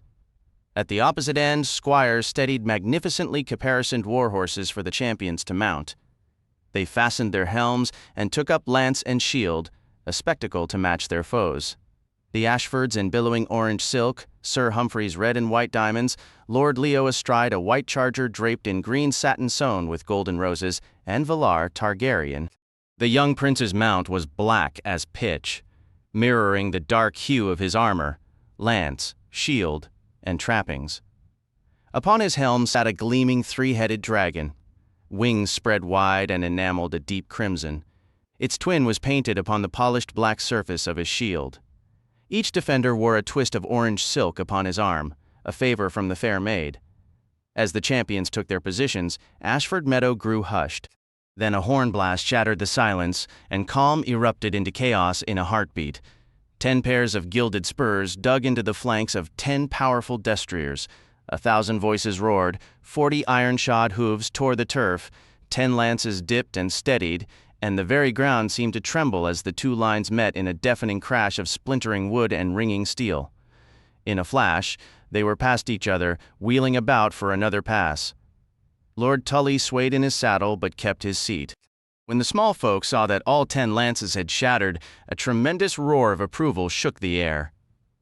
It was a splendid omen for the tourney and a testament to the competitors' skill. Squires rushed forward with fresh lances to replace the broken ones, and again the spurs drove deep. Dunk could feel the earth vibrating beneath his feet. On his shoulders, Egg whooped with joy, waving his thin arms. The young prince passed closest to them. Dunk saw the tip of his black lance glance off the watchtower on his opponent's shield and drive hard into the knight's chest, even as Ser Abelar's own lance exploded into splinters against Valar's breastplate. The impact was brutal. The gray stallion in silver and smoke trappings reared, and Ser Abelar Hightower was hurled from his stirrups and slammed violently to the ground. Lord Tully was also unhorsed, thrown by Ser Humphrey Harding, but he bounded to his feet at once and drew his longsword. With a shrug, Ser Humphrey tossed his unbroken lance aside and dismounted to continue their fight on foot. Ser Abelar, however, was not so quick to rise. His squire ran out, fumbled to loosen his helm, and shouted for aid. 2 serving men hurried over, lifting the dazed knight by his arms to help him stumble back toward the shelter of his pavilion. Elsewhere on the field, the 6 knights who remained mounted were riding their 3rd pass. Lances shattered once more, and Lord Leo Tyrell guided his point with such precision that he tore the Grey Lion's helmet completely from his head. With his face now bare, the Lord of Casterly Rock raised a hand in salute before dismounting and conceding the match. By that time, Ser Humphrey had forced Lord Tully to yield, proving as adept with a sword as he was with a lance. Tybalt Lannister and Andro Ashford clashed 3 more times before Ser Andro finally lost his shield, his seat, and the match all at once. The younger Ashford endured even longer, shattering no fewer than 9 lances against Ser Lionel Baratheon, the Laughing Storm. Both champion and challenger were unhorsed on their 10th course, yet they rose together to continue the fight, sword against mace. At last, a battered Sir Robert Ashford acknowledged defeat, though up on the viewing stand his father appeared anything but disheartened. True, both of Lord Ashford's sons had been eliminated from the champions' ranks, yet they had honored themselves against 2 of the finest knights in the realm. Dunk watched as the victor and the vanquished embraced and walked from the field together. I have to do better than that, he thought. It isn't enough for me to fight well and lose. I must win at least the first challenge, or I lose everything. Sir Tybalt Lannister and the Laughing Storm now took their places among the champions, replacing the men they had defeated. Already, the orange pavilions were being dismantled. A few yards away, the young prince relaxed in a raised camp chair before his great black tent, his helm removed. He shared his father's dark hair, save for a single bright streak running through it. A servant approached with a silver goblet, and the prince took a sip. Water if he's wise, Dunk mused, wine if he isn't. He caught himself wondering whether Valar had truly inherited a measure of his father's skill, or if he had simply been fortunate to draw the weakest opponent. A sudden fanfare of trumpets announced 3 new challengers entering the lists, their names called out by the heralds: Sir Piers of House Caron, Lord of the Marches. His shield bore a silver harp, though his surcoat was embroidered with nightingales. Sir Joseph of House Mallister, from Sigurd. Sir Joseph wore a winged helm. On his shield, a silver eagle soared across an indigo sky. Sir Gawain of House Swan, Lord of Stonehelm, on the Cape of Wrath. A pair of swans, one black and one white, battled fiercely upon his arms. Lord Gawain's armor, cloak, and horse trappings were a riot of black and white as well, down to the stripes on his scabbard and lance. Lord Caron, a renowned knight, singer, and harper, touched his lance point to Lord Tyrell's rose. Sir Joseph aimed for Ser Humphrey Harding's diamonds, and the knight in black and white, Lord Gawain's swan, challenged the Black Prince with the White Guardian. Dunk rubbed his chin thoughtfully. Lord Gawain was even older than the old man had been, and the old man was gone. Egg, which of these challengers is the least dangerous? He asked the boy perched on his shoulders, who seemed to know so much about these knights.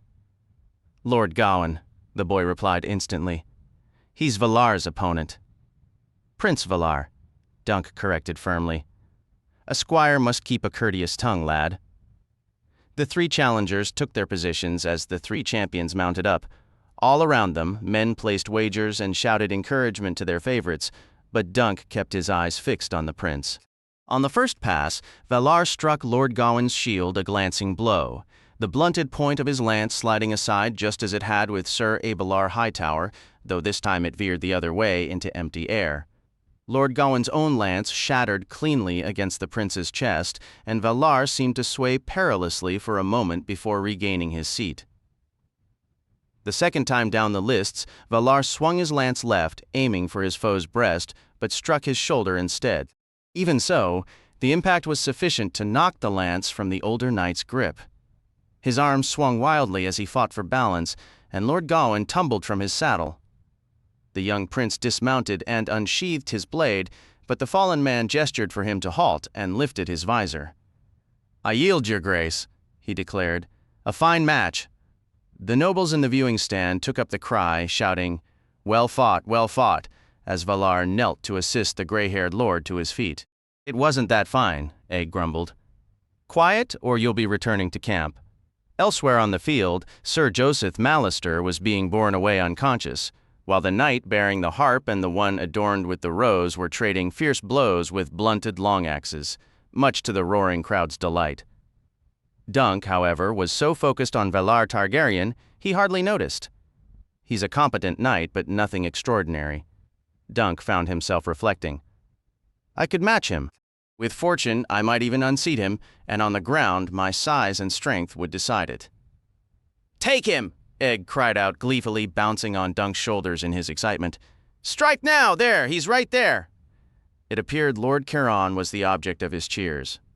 The harper knight was making a new kind of music now, pressing Lord Leo steadily backward as steel clashed against steel. The crowd was split between them, so cheers and jeers swirled together in the morning air. Splinters of wood and flecks of paint flew from Lord Leo's shield as Lord Pierce's axe methodically sheared the petals from the golden rose, one after another, until the shield finally cracked apart. But as it did, the axe head caught for a heartbeat in the shattered wood, and Lord Leo's own weapon came crashing down on the haft of his opponent's axe, snapping it off near the grip. He cast aside his broken shield, and suddenly he was the one pressing the attack. Within moments, the harper knight was on one knee, yielding with a gracious nod. For the remainder of the morning and deep into the afternoon, the pattern continued as challengers entered the lists in pairs and trios, and sometimes in groups of 5. Trumpets sounded, heralds announced names. War horses charged, the crowd roared, lances shattered like dry kindling, and swords chimed against helms and chainmail. It was, agreed both small folk and highborn, a truly splendid day of jousting. Sir Humphrey Hardying and Sir Humphrey Beesbury, a daring young knight in yellow and black stripes bearing 3 beehives on his shield, each splintered a dozen lances in a marathon clash the common folk promptly dubbed the Battle of Humphrey. Sir Tybalt Lannister was unhorsed by Sir John Penrose and broke his sword in the fall, yet fought back with only his shield to win the bout and retain his place among the champions. One-eyed Sir Robin Risling, a grizzled veteran with a salt and pepper beard, lost his helm to Lord Leo's lance in their first pass, yet stubbornly refused to yield. They charged 3 more times, the wind whipping Sir Robin's hair while fragments of broken lances flew around his unprotected face like wooden daggers, a sight Dunk found all the more astonishing when Egg whispered that Sir Robin had lost his eye to a lance splinter not 5 years prior. Lord Leo, ever chivalrous, would not aim another lance at Sir Robin's bare head, yet the old knight's stubborn courage, or was it pure folly, left Dunk in awe. Finally, the Lord of Highgarden landed a solid blow on Sir Robin's breastplate over the heart and sent him spinning to the ground. Sir Lionel Baratheon also fought several memorable matches. Against lesser opponents, he would often erupt into booming laughter the instant their lance struck his shield, and he'd laugh all through mounting, charging, and knocking them from their stirrups. If a challenger sported any crest upon his helm, Sir Lionel would neatly strike it off and toss it into the cheering throng. At one point, after unhorsing a knight from the Riverlands, he even paused to share a jest with the man's squire, a moment of unexpected levity that had the nearby spectators chuckling. The crests were elaborate works of art, crafted from carved wood or molded leather, often adorned with gold leaf, enamel, or even fashioned from solid silver. This made his habit of shattering them deeply unpopular with the knights he defeated, though it endeared him immensely to the watching small folk. Soon, only those without crests dared to select him as an opponent. For all the booming laughter Sir Lionel used to dismiss his challengers, Dunk felt the true honors of the day belonged to Sir Humphrey Harding, who had unseated 14 formidable knights. In contrast, the young prince remained by his black pavilion, sipping from a silver cup and occasionally rising to mount his horse and defeat another unremarkable foe. He had tallied 9 victories, yet each one felt empty to Dunk. He was besting aged veterans, ambitious squires, and high-born lords with more title than talent. The truly dangerous competitors rode past his shield as though it were invisible. As the afternoon wore on, a brash trumpet blast announced a new challenger. He entered on a massive red charger, its black trappings slashed to show flashes of yellow, crimson, and orange beneath. When he lifted his visor to salute the viewing stand, Dunk recognized Prince Arion, the same man he'd encountered in Lord Ashford's stables. Egg's legs squeezed around Dunk's neck. "Stop that," Dunk grunted, prying them apart. "Are you trying to strangle me?" Prince Arion Brightflame, a herald proclaimed of the Red Keep in King's Landing, son of Maekar, Prince of Summerhall of House Targaryen, grandson to Daeron the Good, the second of his name, King of the Andals, the Rhoynar and the First Men, and Lord of the Seven Kingdoms. Arion's shield also bore a 3-headed dragon, but rendered in far more vivid hues than Valar's. One head was orange, one yellow, one red, with flames of shimmering gold leaf. His surcoat was a swirling tapestry of smoke and fire, and his blackened helm was crowned with a crest of red enamel flames. After a cursory, almost insultingly brief dip of his lance toward Prince Baelor, he galloped to the north end of the field. He slowed near Prince Valar's tent, and the young prince stood rigidly beside his shield. For a tense moment, Dunk was sure Arion would strike it, but then the prince laughed, trotted past, and slammed his lance point hard against the diamond pattern of Sir Humphrey Harding's shield. Come out, little knight," he sang out, his voice clear and taunting. "It's time you faced the dragon." Sir Humphrey gave a stiff nod to his opponent, then paid him no further mind as his warhorse was led out. He mounted, fastened his helm, and took up his lance and shield with deliberate calm. A hush fell over the crowd as the knights positioned themselves. Dunk heard the metallic clang of Prince Arion's visor snapping shut. The horn sounded. Sir Humphrey started at a trot, building momentum steadily, but his foe raked his red charger savagely with both spurs, charging at a furious pace. Egg's legs tightened again. "Kill him!" the boy suddenly shrieked. "He's right there, kill him!"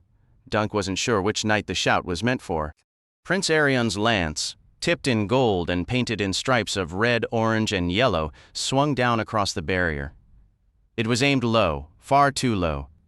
Dunk's initial thought was that he'd miss the rider and strike Sir Humphrey's horse. He needs to raise it. Then, with a cold wave of dread, Dunk began to understand that Arion had no intention of correcting his aim. "He can't mean to at the final possible second," Sir Humphrey's stallion reared back in terror, its eyes rolling white, but it was too late. Arion's lance pierced the animal just above the armored breastplate and erupted from the back of its neck in a violent spray of bright blood. The horse screamed, a sound of pure agony as it crashed sideways, shattering the wooden barrier into splinters as it fell. Sir Humphrey attempted to throw himself clear, yet his boot snared in the stirrup. A sickening crack echoed as his leg was pinned between the shattered fence rail and the weight of his collapsing horse. Across Ashford Meadow, a roar of shock erupted from the crowd. Men rushed forward to aid the fallen knight, but the mortally wounded stallion thrashed in its death throes, lashing out with lethal hooves. Oblivious to the chaos, Prince Arion completed his circuit of the lists, wheeled his mount, and came galloping back. He was shouting something, his words lost beneath the stallion's almost human shrieks of agony. Dismounting swiftly, Arion drew his blade and stalked toward Sir Humphrey. It took his own squires and one of Humphrey's to physically restrain him. On Dunk's shoulders, Egg writhed. "Put me down," the boy pleaded, his voice tight. "The horse, please, sir, put me down." A cold nausea settled in Dunk's gut. What if that were thunder? The thought was unbearable. Finally, a guardsman stepped in with a poleaxe, silencing the horrific screams with one merciful blow. Dunk turned and shouldered his way through the jostling throng. Finding a quieter space, he lifted Egg down. The boy's hood had slipped, revealing eyes red-rimmed with unshed tears. "A grim sight, I know," Dunk said, his tone gentler than he felt. "A squire must learn to bear such things. You'll see worse before your time is done, lad." "It was no accident," Egg insisted, his mouth trembling with a fury that belied his years. "Arion did it on purpose. You saw it, sir." Dunk's frown deepened. The same suspicion had curdled in his own mind, yet he resisted it. How could a knight, a prince of royal blood, act with such blatant cruelty? The very idea seemed to violate the world's order. "I saw a green knight lose his grip on a lance," he stated firmly, more to convince himself than the boy. "We'll speak no more of it. The day's jousting is finished. Come along." The field was indeed being cleared, the sun dipping toward the western tree line. Lord Ashford had called an end to the day's events. As twilight softened the meadow, the merchant stalls along the row flared to life with torchlight. Hoping to lift the boy's spirits, Dunk bought a horn of ale for himself and a smaller portion for Egg. They wandered past a lively tune played on pipe and drum, and paused to watch a puppet drama depicting Queen Nymeria and her famed fleet. The puppeteers, with only 2 wooden ships, staged a remarkably spirited naval battle. Dunk's eyes searched for Tanzelle, wondering if his shield was ready, but she was engrossed in her work. "I'll find her later," he decided. "Perhaps she'll welcome a drink when her day is done." "Ser Duncan." The call came from behind, and then again, "Ser Duncan." It took Dunk a moment to realize it was meant for him. Raymoon Fossaway approached, a friendly smile on his face. "I spotted you earlier, standing tall among the small folk with this young man on your shoulders, a rather conspicuous pair, if I may say. The boy is my squire. Egg, make your greeting to Sir Raymoon Fossaway." Dunk gave the boy a slight push. Egg mumbled something at Raymoon's boots, refusing to lift his head. "Well met," Raymoon said amiably, before turning back to Dunk. "Sir Duncan, you are welcome in the viewing gallery with the other knights. There's no need to stand with the commons." Dunk felt more at home among servants and stable hands. The thought of taking a place beside high lords and ladies made his neck itch. "I had no wish for a closer view of that last tilt, in truth." Raymoon's expression darkened. "A sentiment I share. Lord Ashford named Sir Humphrey the victor and granted him Prince Arion's horse as forfeit, but the man's leg is broken in 2 places. He cannot continue. Prince Baelor has sent his personal maester to attend him." "Will they name a new champion to take his place?" Dunk asked. Lord Ashford considered it. Lord Caron was mentioned, or the other Sir Humphrey, who fought so well against Hardying. But Prince Baelor advised against it, saying it would be unseemly to remove a man's shield and pavilion while he lies injured. "I believe they will simply proceed with 4 champions instead of 5. 4 champions," Dunk thought. The names echoed in his mind. Leo Tyrell, Lionel Baratheon, Tybolt Lannister, and Prince Valar. The field and the challenge had just grown narrower. He had witnessed enough on this opening day to understand his slim odds against the top 3 contenders. That left only one possibility, yet a Hedge knight could not issue a challenge to a prince. Valar stood second in line for the Iron Throne. He was the son of Baelor Breakspear, his veins flowing with the blood of Aegon the Conqueror, the young dragon, and Prince Aemon the Dragon Knight. Dunk was merely some boy the old knight had discovered behind a pot shop in Flea Bottom. The very thought made his head ache. "Who does your cousin intend to challenge?" he asked Raymoon. "Sir Tybolt, if circumstances allow. They are evenly matched. But my cousin watches every tilt with a sharp eye. Should any man appear wounded, weary, or weakened on the morrow, you can be certain Stefan will swiftly tap his shield. No one has ever accused him of possessing an overabundance of chivalry." He laughed, as if to soften the remark. "Sir Duncan, will you share a cup of wine with me?" "I have something that needs seeing to," Dunk replied, uneasy at accepting a kindness he could not repay. "I could stay and bring your shield when the puppets finish, sir," Egg offered. "They're doing Simeon Star Eyes later, and the dragon fight again, too. There, you see. Your matter is settled, and the wine is ready," said Raymoon. It's from the arbor, how can you refuse? Out of excuses, Dunk had little choice but to follow, leaving Egg to enjoy the show. The apple sigil of House Fossaway fluttered above a golden pavilion where Raymond attended his cousin. Nearby, 2 servants were carefully basting a goat with honey and herbs over a small fire. There's food as well, should you be hungry, Raymond mentioned casually, holding the flap open. Inside, a brazier filled the space with a pleasant warmth and a soft glow. Raymond filled 2 cups.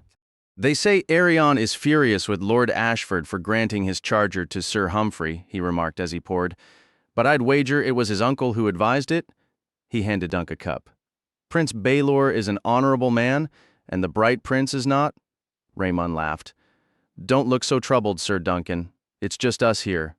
It's no secret Arion is a bad piece of work. Thank the gods he's far down the line of succession. You truly believe he meant to kill the horse? Is there any doubt? Had Prince Mycar been present, I assure you it would have ended differently.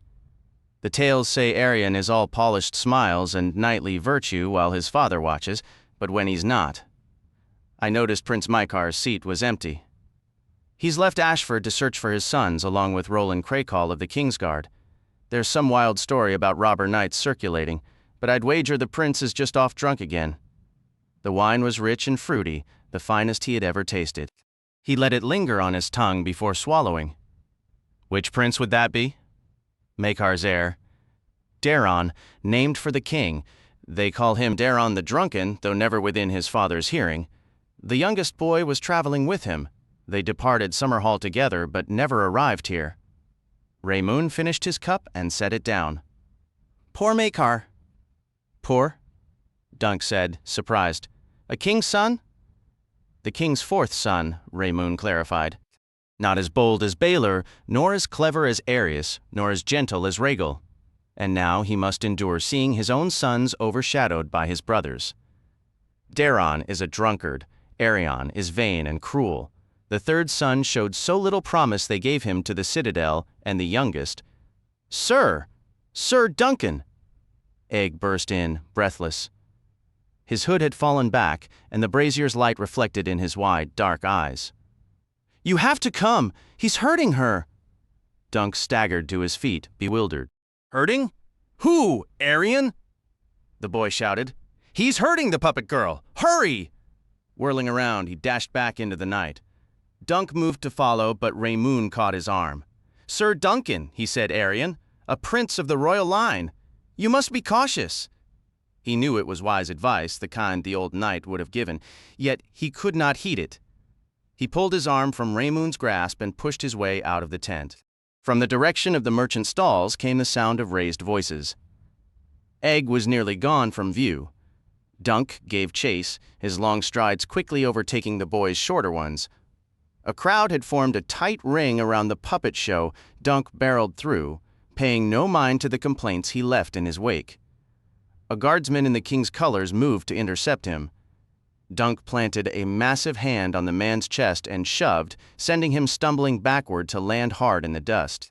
The puppeteer's booth lay overturned. The stout Dornish woman sat weeping in the dirt. One soldier dangled the figures of Florian and Jonquil by their strings while another touched a torch to them, setting them ablaze.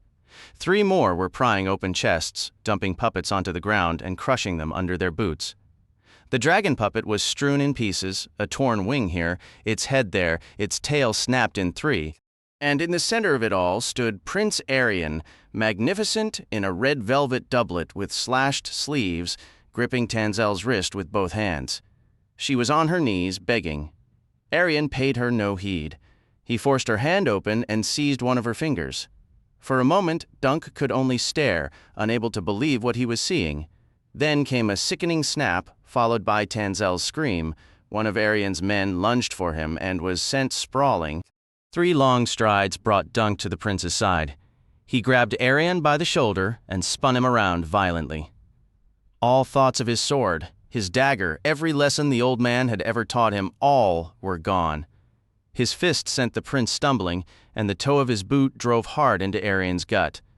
When Arion fumbled for a knife, Dunk stomped on his wrist and kicked him again, this time full in the face. He might have beaten the life out of him then and there, but the prince's guards swarmed over him. He had a man on each arm and another pounding at his back. No sooner did he throw one off than two more took his place. At last they forced him down, pinning his limbs.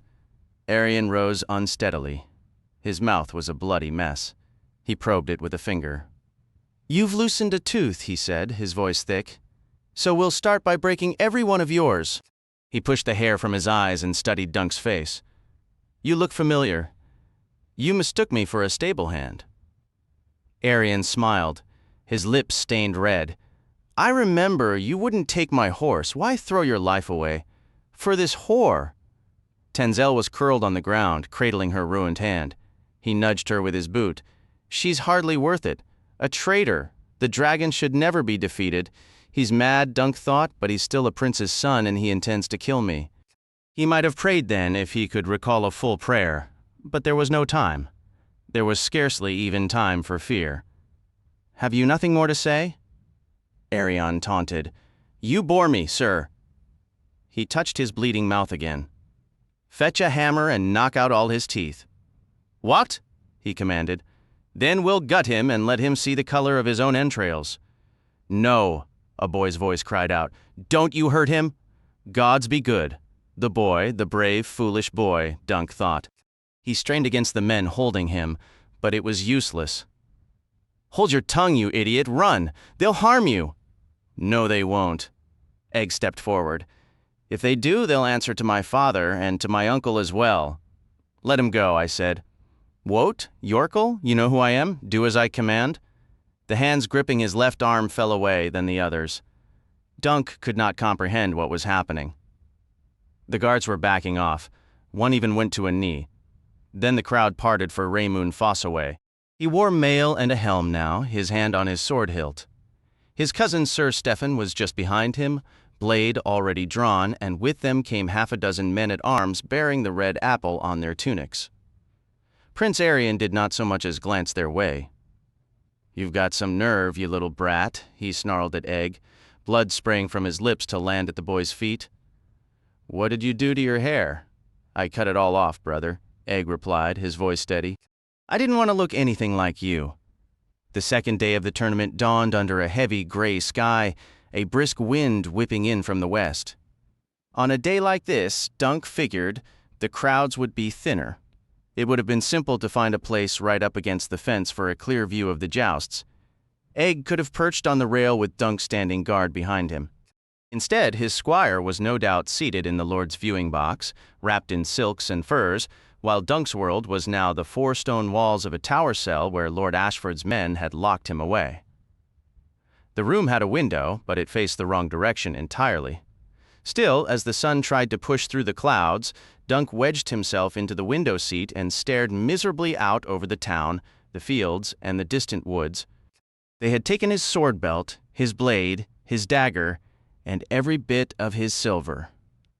He could only pray that Egg or Raymond would remember to care for Chestnut and Thunder.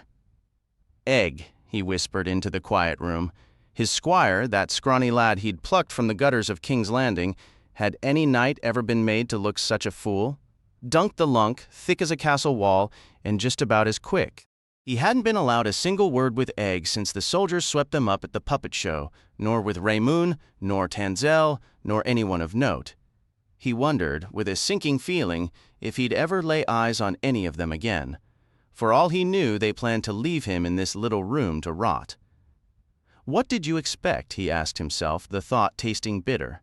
"You knocked a prince's son into the dirt and planted your boot in his face." Under that gloomy canopy, the lavish silks and polished armor of the high-born lords and famed champions wouldn't shine half as bright as they had yesterday. With the sun trapped behind the clouds, there would be no brilliant light glancing off steel helms, no glitter and flash from gold and silver inlay. Yet, even so, Dunk ached to be down there in the thick of the crowd, feeling the thunder of the charge. It would be a good day for hedge knights, for men in plain mail riding horses without fancy trappings. He could hear them, at least. The herald's horns carried clearly on the wind, and every so often a great roar from the crowd would tell him someone had been unhorsed, or had scored a telling blow, or done something recklessly brave. Faint hoofbeats reached him, and once in a while, the distinct crack of a lance snapping. That sound made him flinch every time, It was too much like the sickening noise Tanzel's finger had made when Prince Arion broke it. There were nearer sounds, too. Boots scuffing the hall outside his door, the stomp of horses in the yard below, shouts drifting from the castle walls. Sometimes these closer noises drowned out the tournament altogether, and Dunk supposed that was probably for the best. A hedge knight is the truest kind of knight, Dunk, Ser Arlan had told him, what felt like a lifetime ago. Other knights serve the lords who feed them, or the ones whose land they hold, but we serve where we choose, for men and causes we believe in. Every knight vows to shield the weak and innocent, but we keep that vow best, I'd wager. It was strange how clear that memory suddenly was. Dunk had forgotten those words completely, and maybe the old man had forgotten them too by the end. The morning bled into a long, dull afternoon. The distant sounds of the tournament began to fade and finally fell silent. Dusk started to fill the cell, but Dunk remained in the window seat watching the darkness gather and trying to ignore the hollow ache in his stomach. Then he heard the unmistakable sound of approaching footsteps and the jangle of iron keys. He unfolded himself and stood as the door swung open. 2 guards entered, one carrying an oil lamp that threw jumping shadows. A servant followed with a tray of food, and behind them came Egg. "Leave the lamp and the food and go," the boy told them, his tone surprisingly commanding. They obeyed, though Dunk noted they left the heavy wooden doors slightly open. The smell hit him then, hot bread, honey, peas porridge, and a skewer of roast onions and charred meat, and he realized just how starved he truly was. He settled by the tray, tearing the bread with his fingers before pushing a piece into his mouth.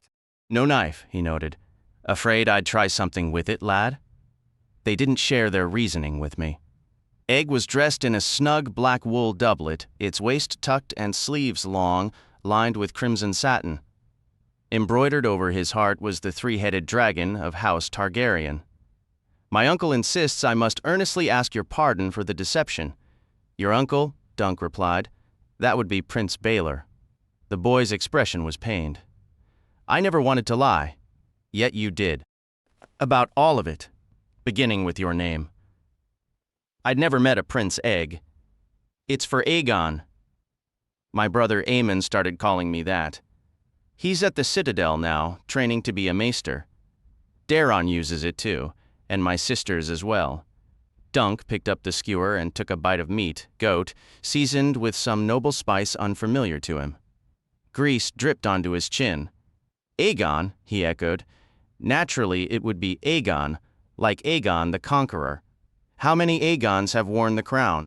"4," the boy answered. 4 Aegons." Dunk chewed, swallowed, and ripped off more bread. "Why go through with it?" "Some jest to mock the dim Hedge knight." "No." The boy's eyes welled, but he held his ground. "I was meant to squire for Daron, my eldest brother. I learned everything required to be a proper squire, but Daron, well, he isn't the most dedicated knight. He had no wish to compete in the tourney, so after we departed Summerhall, he slipped away from our escort.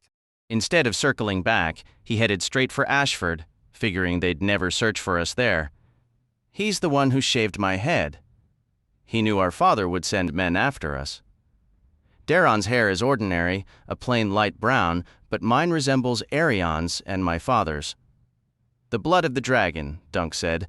Silver gold hair and purple eyes. Everyone knows that. Thick as a castle wall, Dunk. Right. So Daron shaved it off. His plan was for us to lie low until the tourney ended. Then you mistook me for a stable boy and... He dropped his gaze. I didn't mind if Daron fought or not, but I wanted to serve as someone's squire. "I'm sorry, sir." Truly, Dunk studied him.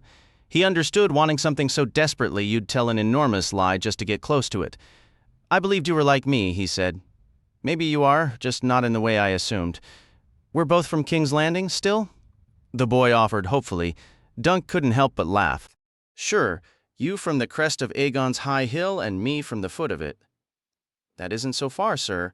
Dunk bit into an onion. "Do I have to call you my lord or your grace now?" "At court," the boy conceded, "but otherwise you can keep calling me Egg, if you wish, sir. What's to become of me, Egg?" "My uncle wishes to speak with you. After you finish eating, sir." Dunk pushed the platter away and stood. "Consider me finished." I've already planted my boot in one prince's teeth. I shouldn't leave another waiting.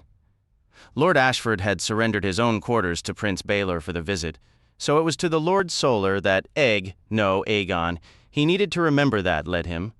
Baelor was reading by the glow of a beeswax candle. Dunk knelt. "Rise," the prince said. "Would you like some wine?" "As you prefer, your grace." "Pour Sir Duncan a cup of the sweet Dornish red, Aegon," the prince instructed. "Try not to pour it on him. You've caused him enough trouble already." "The lad won't spill, your grace," Dunk said. "He's a good boy, a good squire, and he meant me no harm. I'm certain of it. Harm doesn't require intention. Aegon should have come to me when he saw what his brother was doing to those puppeteers. Instead, he ran to you. That was no favor. What you did, sir, well, I might have done the same in your position, but I am a prince of the realm, not a wandering knight. It is never a prudent course to strike a grandson of the king in anger, regardless of the reason." Dunk gave a grim nod of agreement. Egg handed him a silver goblet filled to the brim with wine, which Dunk accepted and drank from deeply. "I despise Arion," Egg declared with fierce emotion, "and I had to run to find Ser Duncan. Uncle, the castle was simply too distant. Arion is your own blood," Prince Baelor stated firmly, "and the teachings of the Septons command us to love our brothers." "Aegon, you may leave us now? I wish to speak with Ser Duncan alone." The boy set down the wine flagon and offered a stiff bow. "As you command, your grace." He moved to the door of the Solar and closed it quietly behind him.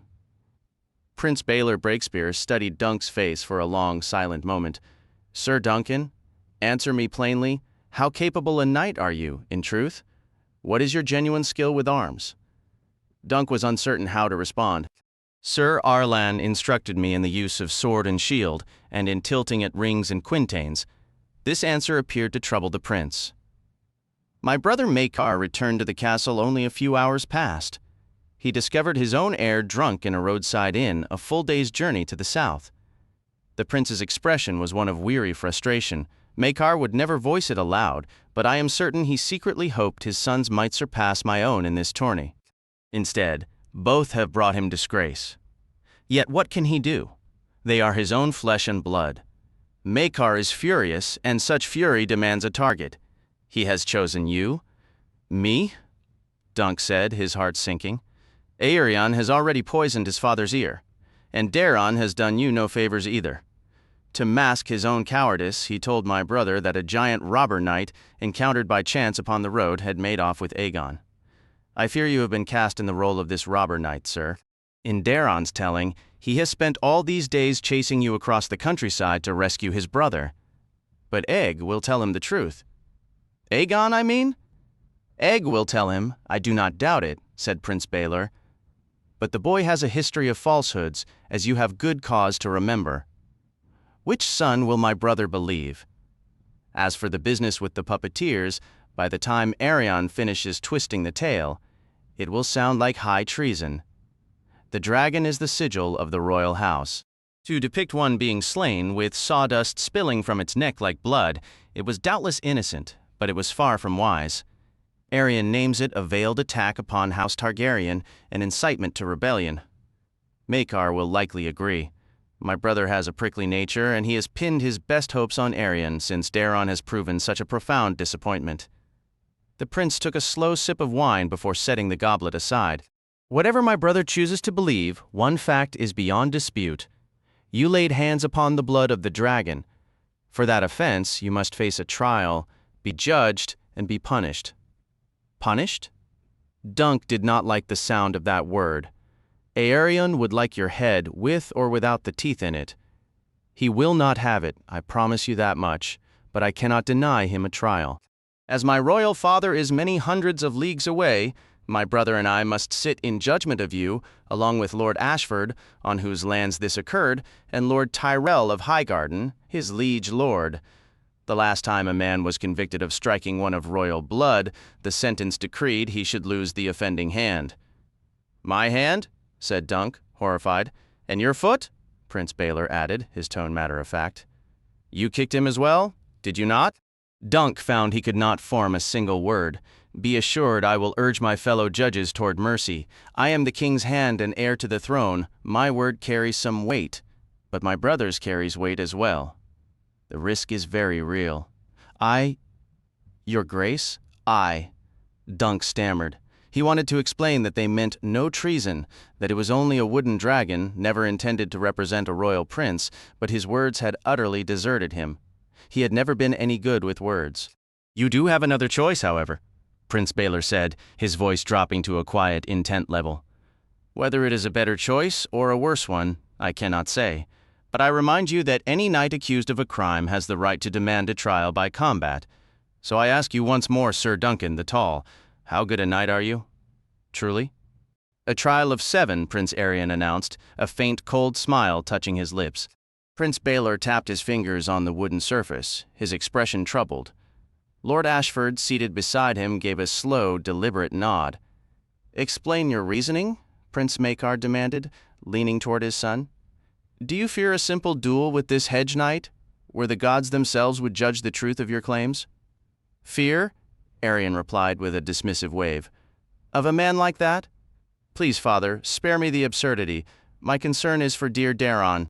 He has also been insulted by this so-called Ser Duncan and holds the primary grievance.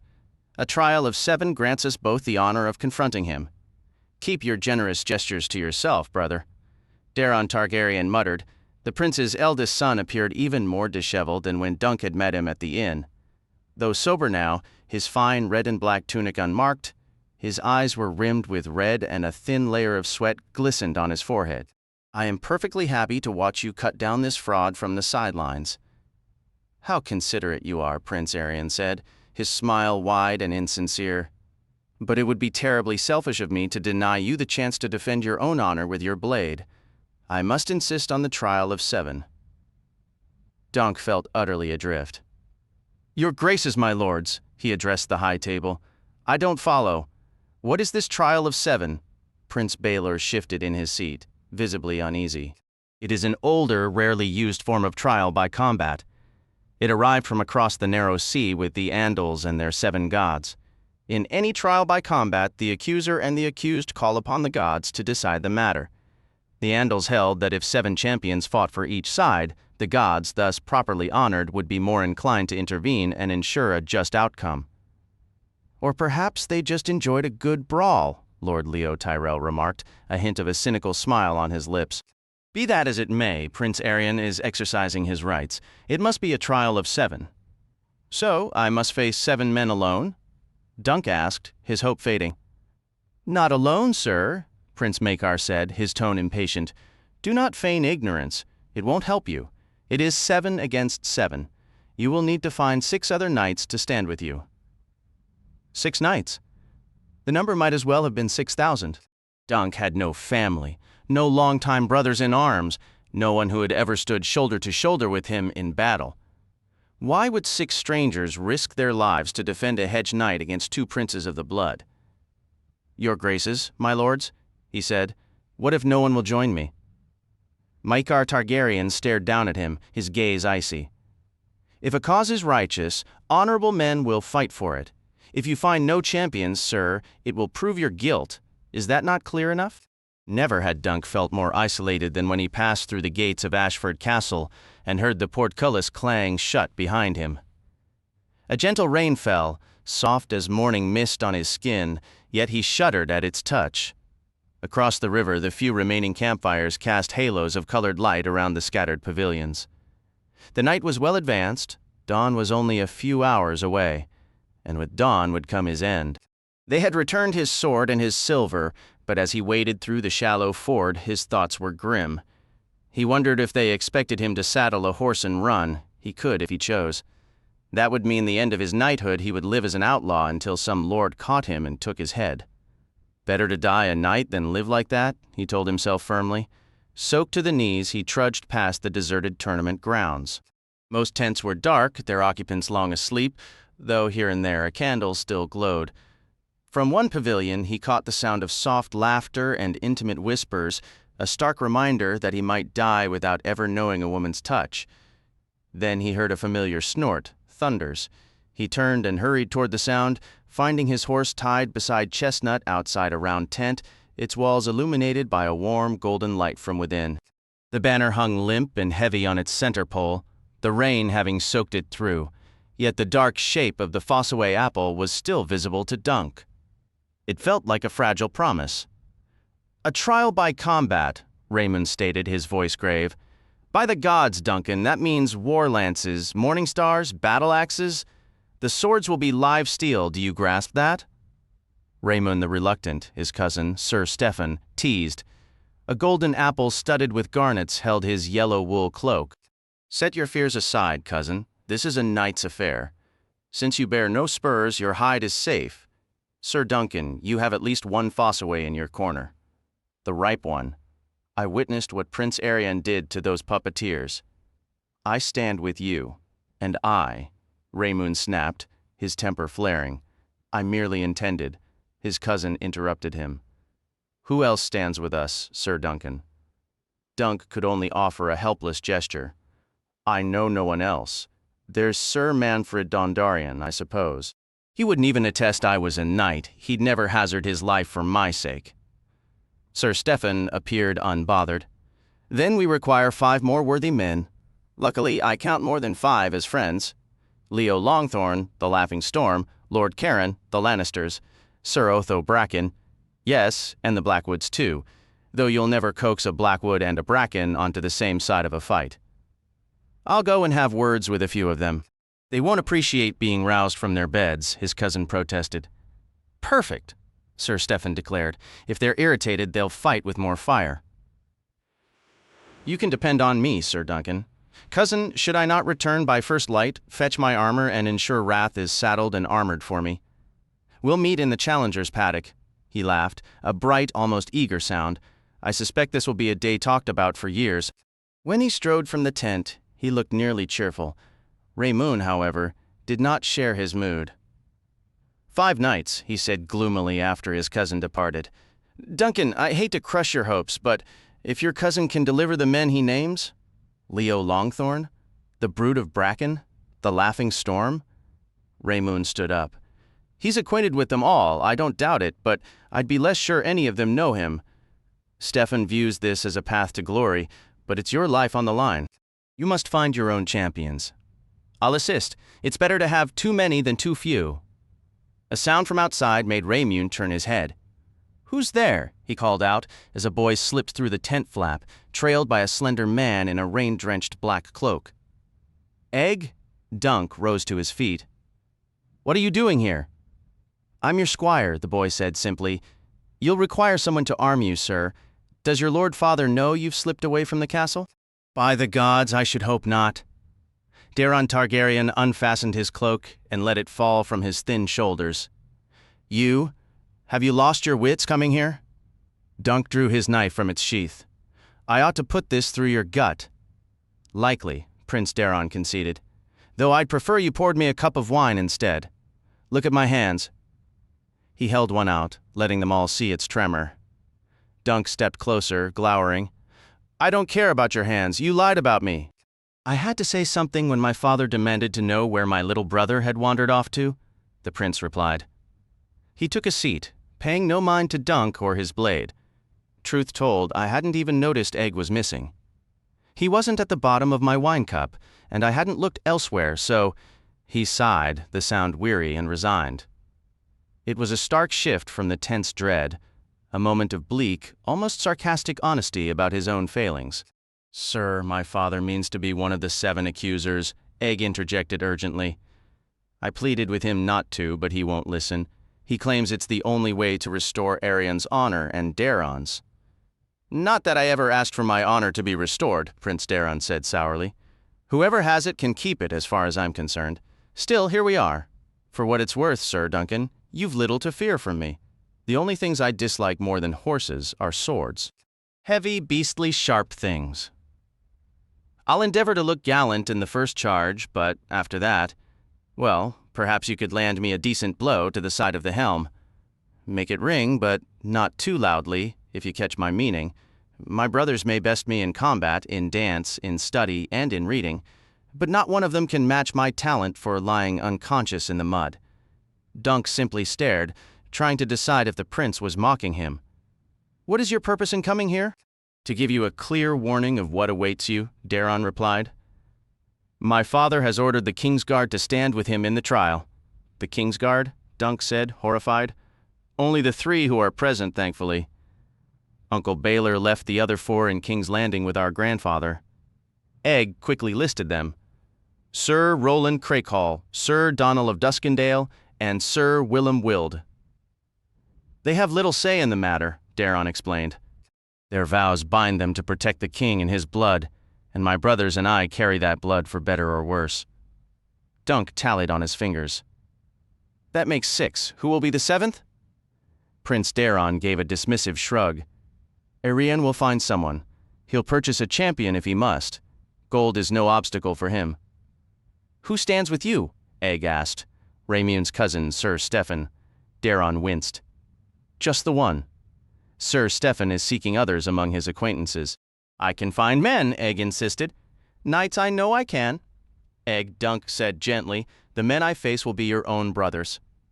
"You won't harm Daron," the boy replied. "He promised he would yield." "But Arian, I remember when I was small, he would creep into my room at night and press his dagger between my legs. 'I have too many brothers,' he'd whisper. 'Perhaps one night I'll make you my sister so I can marry you.' He also drowned my cat in the well." "He denies it, but he lies about everything." Prince Daron offered a tired shrug. "Egg speaks the truth. Arian is a true monster. He believes himself a dragon given human shape, you understand? That's why the puppet show enraged him so.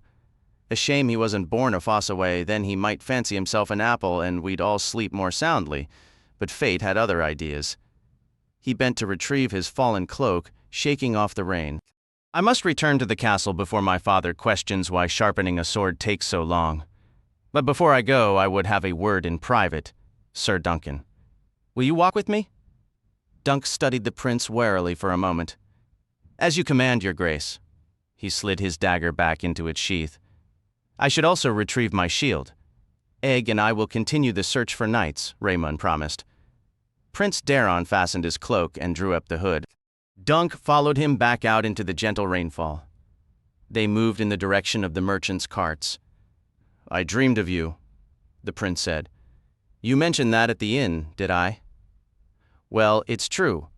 My dreams are not ordinary dreams, Sir Duncan. They show me truths. They terrify me. You terrify me. I saw you and a dead dragon. A colossal beast, so vast its wings could blanket this entire field. It had collapsed upon you, yet you lived and the dragon was dead. Did I slay it? That I cannot say. But you were there, and the dragon was there. We Targaryens were once the lords of dragons. Now the dragons are gone, and we remain. I have no wish to die today. The gods alone know why, but I don't. So, if you would do me a kindness, ensure it is my brother Arian you cut down." "I've no wish to die either," Dunk stated. "Then I shall not kill you, sir. I will also retract my accusation, though it means little unless Arian does the same." He sighed, a sound heavy with regret. "It's possible my lie has condemned you. If so, I am sorry. I am surely doomed to some hell, likely one without any wine." He shuddered, and they parted then. There, in the cool, soft rain, the merchants had arranged their wagons along the meadow's western edge beneath a grove of birch and ash. Dunk stood beneath the trees and gazed hopelessly at the empty space where the puppeteer's wagon had been. They were gone. He had feared as much. I would flee too if I weren't as dense as a fortress wall. He wondered what he would do for a shield now.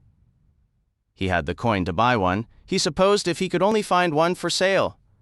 Ser Duncan heard his name called from the darkness. He turned to see Steely Pate standing there, an iron lantern in his hand. The armorer wore only a short leather cloak over his bare torso, his broad chest and thick arms matted with coarse black hair. "If you're here for your shield, she left it with me," Pate said, looking Dunk over. "2 hands, 2 feet. So it's a trial by combat, then." "A trial of 7, Dunk confirmed. "How did you guess?" "They weren't likely to make you a lord with a kiss," Pate replied. "And if things had gone the other way, you'd be missing a few pieces. Come with me." His wagon was easy to spot, marked by a painted sword and anvil on its side. Dunk followed him inside. Pate hung the lantern on a hook, shed his damp cloak, and pulled a rough-spun tunic over his head. He lowered a hinged board from the wall to serve as a table. "Sit," he said, pushing a low stool forward. Dunk sat. "Where did she go?" "They're headed for Dorne. The girl's uncle is a clever man. Gone is forgotten. Stay and be seen, and the dragon might remember. Besides, he didn't think she should watch you die." Pate moved to the far end of the wagon, rummaged in the shadows, and returned with the shield. "Your old rim was cheap steel, brittle and rusted," he explained. "I made a new one, twice as thick, with reinforcing bands across the back. It'll be heavier, but stronger." The girl did the painting. She had done far better than he ever expected. Even in the lantern's glow, the sunset colors were vivid and bright, the trees standing tall and noble. The falling star cut a sharp streak across the oaken sky, yet holding it now, the shield felt all wrong. A falling star, what kind of symbol was that? Would he fall just as swiftly? And sunset only brings the night. "I should have kept the chalice," he said gloomily. "At least it had wings to fly away." Sir Arlen always said the cup was filled with faith, fellowship, and good drink. This shield is painted like death. "The elm is alive," Pate pointed out. "Look how green the leaves are. Summer leaves, for sure. I've seen shields with skulls, wolves, ravens, even hanged men and bloody heads. They served well enough, and so will this. You know the old shield rhyme? Oak and iron, guard me well. Or else I'm dead, and doomed to hell," Dunk finished. He hadn't recalled that rhyme in years. The old man had taught it to him long ago. "What do I owe for the new rim and the work?" he asked Pate. Pate scratched his beard. "From you?" "A copper." The rain had nearly stopped as the first pale light spread across the eastern sky, but it had done its damage. Lord Ashford's men had cleared the barriers, leaving the tourney field a vast bog of churned mud and torn grass. Wisps of fog coiled along the ground like pale serpents as Dunk walked back toward the lists, steely Pate beside him. The viewing stand was already filling with lords and ladies, cloaks drawn tight against the morning chill. Small folk were drifting toward the field as well, hundreds already lining the fence. "So many come to watch me die," Dunk thought bitterly, but he was mistaken. A few steps farther, a woman called out, "Good fortune to you." An old man took his hand and said, "May the gods give you strength, sir." Then a begging brother in a tattered brown robe blessed his sword, and a young maid kissed his cheek. "They are for me." "Why?" he asked Pate. "What am I to them?" "A knight who remembered his vows," the smith answered. They found Raymond waiting by the challenger's paddock at the south end of the lists, standing with his cousin's horse and Dunk's. Thunder shifted restlessly under the weight of his chinet, chomfron, and blanket of heavy mail. Pate examined the armor and nodded approval, though another smith had forged it. Dunk felt a surge of relief at the sight of the armor, grateful for its origin, whatever it might have been. His eyes then fell upon the others, gathered there. He recognized the one-eyed man with the grizzled beard and the younger knight, whose surcoat was striped in yellow and black, a shield adorned with beehives resting beside him. Robin Riesling and Humphrey Beesbury, he realized with astonishment, and there, too, was Sir Humphrey Hardying, seated upon Arian's own red charger, now caparisoned in Hardying's red and white diamond pattern. Dunk approached them. "Sirs, I owe you a great debt." "The debt belongs to Arian," Sir Humphrey Harding corrected, his voice firm, "and we intend to collect it." "I was told your leg was broken," Dunk said. "You heard correctly," Harding acknowledged. "Walking is beyond me, but so long as I can remain in a saddle, I can still fight." Raymoon drew Dunk aside. "I gambled that Harding would crave another opportunity to face Arian, and I was right. As it happens, the other Humphrey is his good brother. Your squire, Egg, is the one who secured Sir Robin, having met him at other tournaments. So you have 5. "6, Dunk said in amazement, gesturing toward the paddock entrance. A knight was arriving, his squire guiding his warhorse behind him. The Laughing Storm. Towering nearly as tall as Dunk himself, Sir Lionel Baratheon wore a surcoat of cloth of gold emblazoned with the crowned stag of his house, his antlered helm tucked under his arm. Dunk clasped his hand. "Sir Lionel, I have no words to thank you properly for coming, nor Sir Stephen for fetching you." "Sir Stephen?" Sir Lionel gave him a confused look. "It was your own squire who sought me out, the boy Aegon. My own servant tried to shoo him away, but the lad darted between the man's legs and upended a flagon of wine over my head." He let out a booming laugh. "Do you know there hasn't been a trial of 7 in over a century?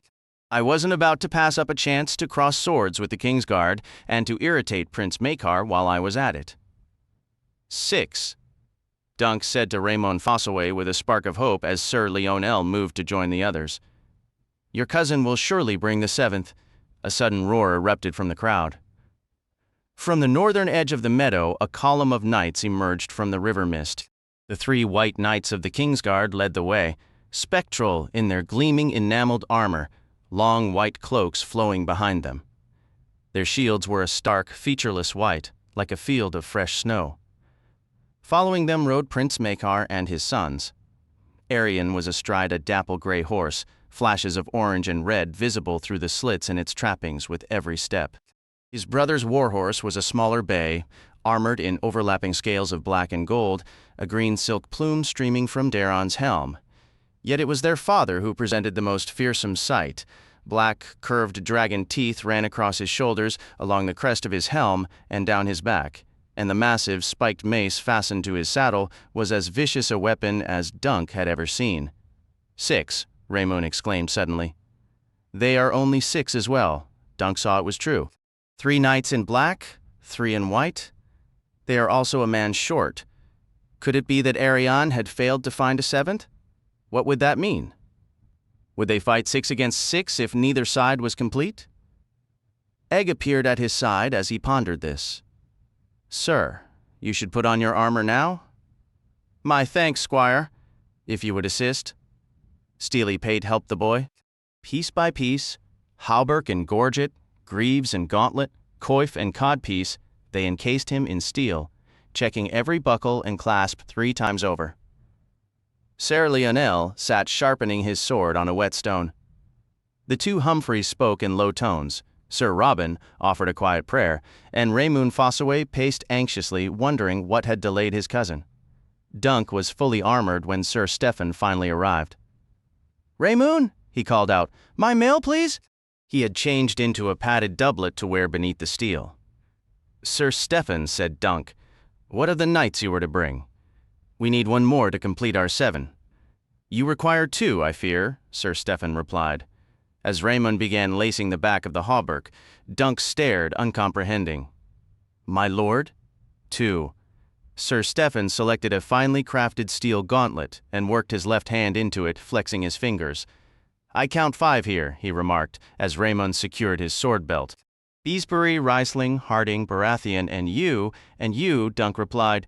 "You make 6. "I am the 7th, Sir Stephen said with a smile, "but for the opposing side, I stand with Prince Arion and the accusers." Raymond, who had been about to hand his cousin his helmet, froze as if struck. "No." "Yes." Sir Stephen gave a casual shrug. "Sir Duncan understands, I'm certain. My duty lies with my prince. You told him he could rely on you." Raymond's face had lost its color. "Did I?" Stephen took the helmet from his cousin's grasp. "No doubt I meant it then. Fetch my horse." "Fetch it yourself," Raymond shot back, his voice tight with anger. "If you think I want any part of this, you're as foolish as you are dishonorable." "Dishonorable?" Sir Stephen clicked his tongue. "Mind your words, Raymond. We're fruit from the same branch. And you are my squire. Have you forgotten your vows? No. Have you forgotten yours? You swore to be a knight." "I'll be more than a knight before this day is through, Lord Fossaway. I like the sound of that." Smiling, he pulled on his second gauntlet, turned his back, and walked across the paddock to his mount. Though the other defenders watched him with scornful eyes, no one moved to intervene. Dunk watched Sir Stephen lead his warhorse away. His hands clenched into fists, but his throat was too tight for words. Nothing he could say would sway a man like that anyway. "Knight me." Raymond placed a hand on Dunk's shoulder and turned him. "I'll take my cousin's place. Sir Duncan, knight me." He dropped to one knee. Frowning, Dunk reached for the hilt of his longsword, then paused. Raymoon, I shouldn't. You must. Without me, you're only 5. The boy speaks sense, said Ser Lionel Baratheon. Do it, Ser Duncan. Any knight can make a knight. Do you question my courage? Raymoon asked. No, said Dunk. Not that, but... He still hesitated. A blast of trumpets cut through the misty morning air. Egg came running up to them.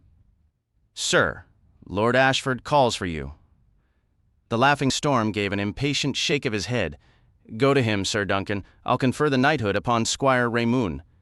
He drew his sword from its sheath and gently moved Dunk aside. Raymoon of House Fossaway, he began solemnly, touching the blade to the squire's right shoulder. In the name of the warrior, I charge you to be brave. The sword moved to his left shoulder. In the name of the father, I charge you to be just, back to the right. In the name of the mother, I charge you to defend the young and innocent, the left. In the name of the maid, I charge you to protect all women.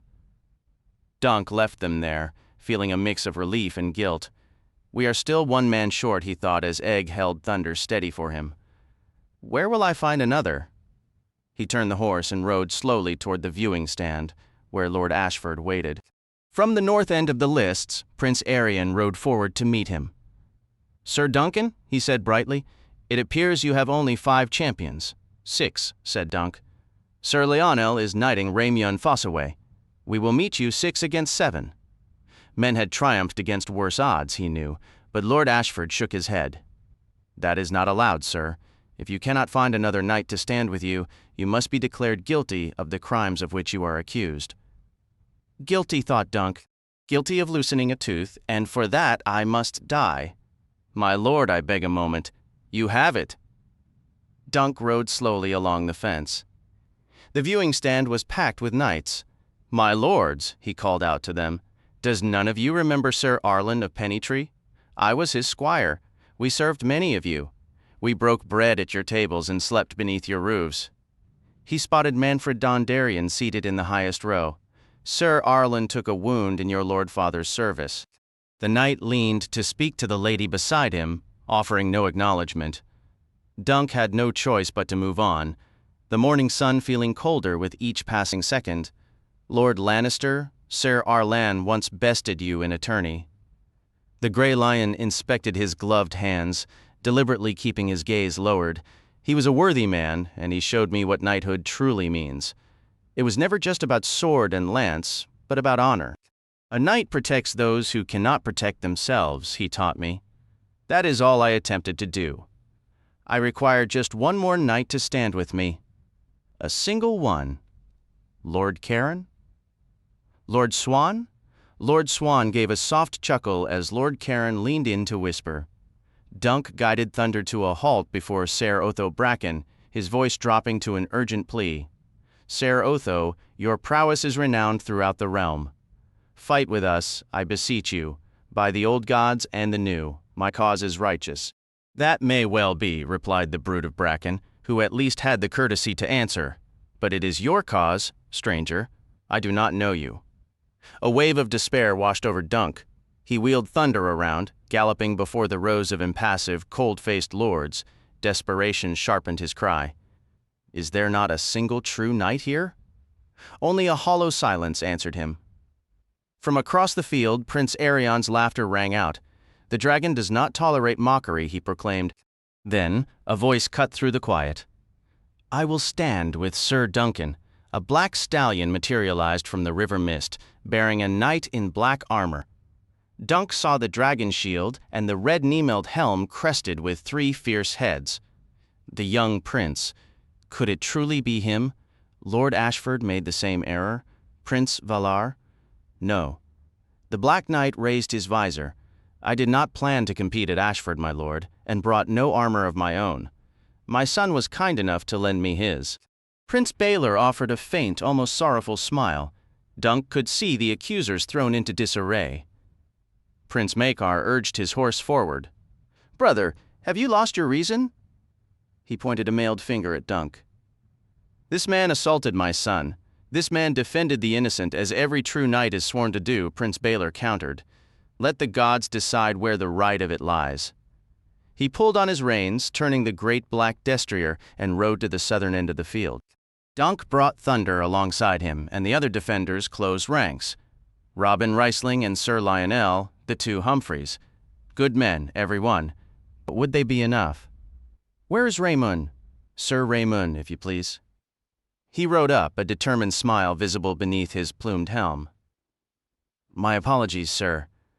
I required a small alteration to my sigil, so I would not be confused with my dishonorable cousin." He displayed his shield. The polished golden field was unchanged, as was the Fossaway apple, but this apple was now a vibrant green. "I fear I am still not quite ripe, but better green than rotten, yes?" Sir Lionel barked a laugh, and Dunk found himself grinning in spite of everything. Even Prince Baelor gave a nod of approval. Lord Ashford Septon had moved to the front of the viewing stand, raising his crystal to lead the crowd in prayer. "Listen carefully, all of you," Baelor said, his voice low.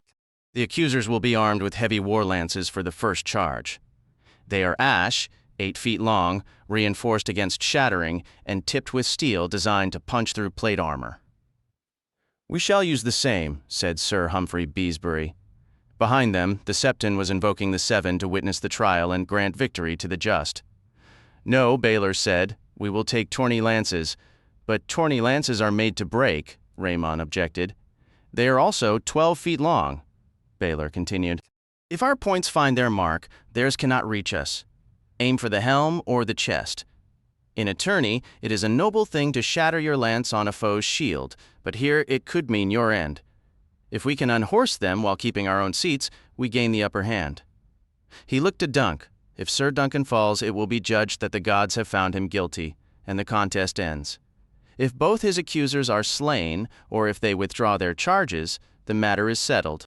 Otherwise, the trial only concludes when all 7 champions on one side have fallen or yielded, the ruling stated.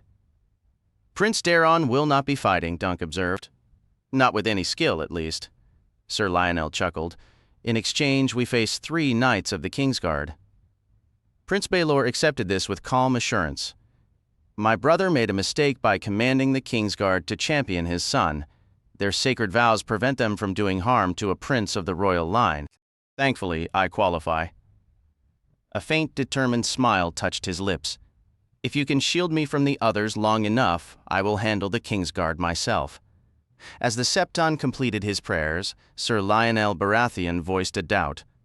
"My prince, can such a strategy be considered honorable?" Baelor Breakspear replied, "The gods will render their judgment." A heavy, anticipatory quiet had settled over Ashford Meadow. 80 yards distant, Arion's gray stallion snorted impatiently, stamping at the churned earth. In contrast, Thunder stood with a veteran's calm. The older horse had seen countless clashes and understood what was coming. Egg passed Dunk his shield. "May the gods protect you, sir," the boy said. The familiar elm tree and shooting star painted upon it fortified Dunk's spirit. He slid his arm through the strap and tightened his grip. "Oak and iron, guard me well, or else I'm dead and doomed to hell." Steely Pate offered his lance, but Egg insisted on placing the weapon into Dunk's hand himself.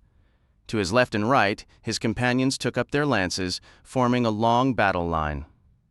Prince Baelor was on his right, Sir Lionel on his left, yet the narrow slit of his Gretham restricted Dunk's world to what lay directly ahead. The viewing stands and the small folk at the fences had vanished from his perception. There was only the muddy field, the drifting pale mist, the distant river and town, and the princeling upon his gray charger, a helm adorned with flames and a shield bearing a dragon. Dunk watched as Arion's squire handed him a war lance, black as midnight and 8 feet long.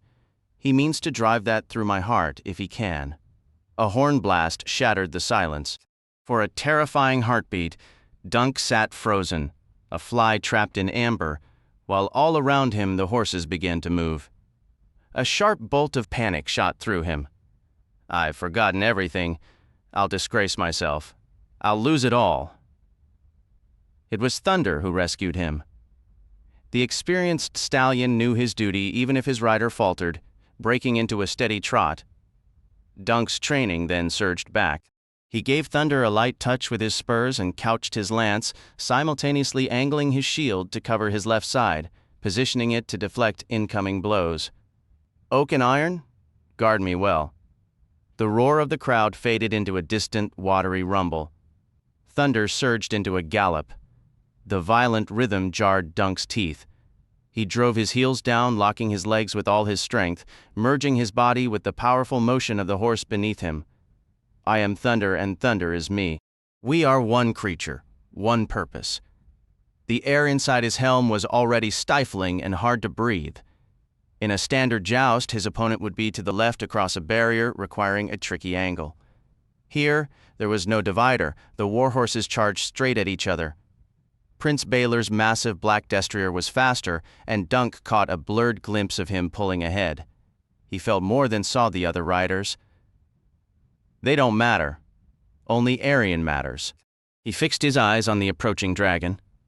Clods of mud flew from the hooves of Aerion's gray, and Dunk could see the horse's flaring nostrils. The black lance was still held high. He remembered the old man's lesson. A knight who keeps his point elevated risks dropping it too low at the final moment. Dunk focused, aiming his own lance point squarely at the center of the princeling's chest. The lance felt like an extension of his own body, a wooden finger at the end of his arm. He focused on that thought, willing himself not to see the glint of Aerion's iron point growing larger with each thunderous stride. Look at the dragon on his shield, he commanded himself, the great three-headed beast with wings of red and breath of gold. A late memory flashed aim only for your target, but his weapon was already drifting off course. He tried to wrench it back, a futile effort. The point struck Aerion's shield, gouging into a painted gout of flame between two of the dragon's heads. The muffled crack was followed instantly by Thunder's violent recoil beneath him, the stallion shuddering from the impact. A heartbeat later, a terrible force smashed into his side. The horses collided with a deafening crash of steel, and Dunk felt his lance torn from his grip as Thunder stumbled in the churned mud. Clutching desperately at the saddle, he fought to stay mounted. The world tilted as Thunder's hind legs slid out, the horse spinning before slamming down hard. Up! Dunk roared, driving in his spurs. Up, Thunder! By some miracle, the old warhorse found his footing again. A sharp, hot pain bloomed under his ribs, and his left arm felt weighed down. Aerion's lance had pierced oak, wool, and steel. A 3-foot length of splintered ash and iron now protruded from his side. Gritting his teeth, Dunk reached across with his right hand, grasped the shaft just below the head, and ripped it free with one brutal pull. Blood welled immediately, seeping through his mail to stain his surcoat a deeper crimson. The field swam before his eyes, and he nearly toppled from the saddle. Voices called his name through a haze of pain. His shield, with its elm tree and shooting star, was a shattered ruin. He cast it aside and drew his sword, though the agony made him doubt he could lift it. Turning Thunder in a tight circle, he tried to grasp the chaos of the melee. Sir Humphrey Harding was slumped over his horse's neck, wounded. The other Sir Humphrey lay still in a mire of bloody mud, a broken lance jutting from his body. He saw Prince Baelor thunder past, his own lance unbroken, and unhorse one of the white-cloaked Kingsguard. Another white knight was already down, and Prince Maekar had been unhorsed as well. The third Kingsguard was locked in combat with Sir Robin Riesling. Aerion? Where is Aerion? The drumbeat of hooves behind him made Dunk wheel Thunder around. The gray stallion hit them at a full gallop. This time, there was no recovery. His sword flew from his hand, and the muddy ground rose up to meet him with a jarring impact that drove the air from his lungs. Pain, sharp and overwhelming, lanced through him, and for a moment he could only lie there, the metallic taste of blood in his mouth. Dunk the Lunk thought he could be a knight. The bitter thought was a spur in itself. He had to rise or die here. Groaning, he pushed himself to hands and knees. He couldn't breathe, and he couldn't see. The eye slit of his helm was packed solid with mud. He lurched to his feet, blindly scraping at the muck with a mailed finger. There, that's better, through the clearing slit, a blurred image resolved. A dragon on a shield flying toward him, and the spiked ball of a morning star whirling on its chain. Then his world exploded into fragments of light and pain. When awareness returned, he was on his back again. The mud was gone from his visor, but now blood sealed one eye shut. Above, nothing but a bleak gray sky. His face throbbed in time with his heartbeat, and he could feel the cold, dented metal of his helm pressed against his cheek and temple. He broke my head. I'm dying. A worse realization followed, cold and clear. Others would die with him because of his failure. Raymoon, Prince Baelor, all of them. He had promised to be their champion and had delivered only a spectacle of defeat. He was no champion. He wasn't even a proper Hedge knight. He was nothing. The memory of Prince Daeron's old boast about being unmatched at lying senseless in the mud came to him bitter and sharp. He never saw Dunk the Lunk, though, did he? The humiliation cut deeper than any wound. Then the dragon loomed above, a three-headed beast with wings of fire, red and yellow and orange. It was laughing at him. Not dead yet, Hedge Knight? It mocked. Beg for mercy, confess your crimes, and maybe I'll just take a hand and a foot. Those teeth as well. But what's a few teeth? A man like you can survive for years on peas porridge. The dragon's laughter rang out again. Still defiant? Then try this. The spiked ball became a dark star whirling across the sky, plummeting toward his skull. Dunk rolled. He never knew where the strength came from, but it was there. He crashed into Aerion's legs, wrapped a steel-clad arm around his thigh, and hauled the cursing prince down into the filth, rolling on top of him. Let him try to swing that wretched morning star now. Aerion tried to shove the rim of his shield upward into Dunk's head, but the battered helm absorbed the blow. The prince was strong, yet Dunk was stronger, bigger, and heavier besides. He seized the shield with both hands and wrenched it until the strap snapped. Then he brought it down on the princeling's helm over and over, crushing the enameled flames of his crest. This shield was thicker than Dunk's own had been, solid oak banded with iron. One flame shattered, then another. Aerion ran out of flames long before Dunk ran out of rage. The prince finally released the handle of his useless weapon and scrabbled for the dagger at his hip. He managed to draw it, but when Dunk slammed the shield against his hand, the blade flew away into the muck. He might have bested Ser Duncan the Tall, but he was no match for Dunk of Flea Bottom. The old knight had taught him the arts of joust and sword, but this brutal kind of fighting he had learned much earlier in the shadowy lanes and crooked alleys behind the city's taverns. Dunk threw the ruined shield aside and pried up the visor of Aerion's helm. A visor is always a weak point, he recalled Steely Pate saying. The prince had almost stopped struggling. His eyes were a terrified purple. Dunk felt a sudden savage urge to pluck one out like a grape between two steel fingers, but that would not be knightly. "Yield," he roared. "I yield," the dragon whispered, pale lips barely moving. Dunk stared down, uncomprehending for a moment. Was it truly over? He turned his head slowly, his vision narrowed by the blow that had crushed the left side of his face. He saw Prince Maekar, mace in hand, desperately trying to reach his son. Baelor Breakspear was holding him back. Dunk staggered to his feet and hauled Prince Aerion up after him. He fumbled at the helm's laces, tore it off, and hurled it away. At once he was engulfed by the chaos of the field. Grunts and curses, the roar of the crowd, a screaming stallion, and another running free. Everywhere, steel rang against steel. Raymoon and his cousin were hacking at each other before the viewing stand, both on foot, their shields reduced to splintered ruins, the green apple and the red hacked into kindling. One of the Kingsguard was carrying a wounded brother from the fray, both identical in white armor and cloaks. A third white knight was down, and the Laughing Storm had joined Prince Baelor against Prince Maekar. Mace, battle-axe, and longsword clashed and rang against helm and shield. Maekar was enduring 3 blows for every one he landed, and Dunk could see the end approaching. "I have to end this before more of us die." Prince Aerion suddenly lunged for his morning star. Dunk kicked him hard in the back, sending him sprawling face first, then grabbed one leg and dragged him bodily across the field. By the time he reached the viewing stand where Lord Ashford presided, the bright prince was as brown as a privy. Dunk pulled him upright, jostling him hard enough to spatter Lord Ashford and the young lady with flecks of mud. "Say it?" Aerion Brightflame spat a mixture of grass and soil from his mouth. "I retract my charge." Later, Dunk couldn't recall if he'd walked from the field on his own or been carried. Pain radiated from every part of him, sharp in some places, a deep throb in others.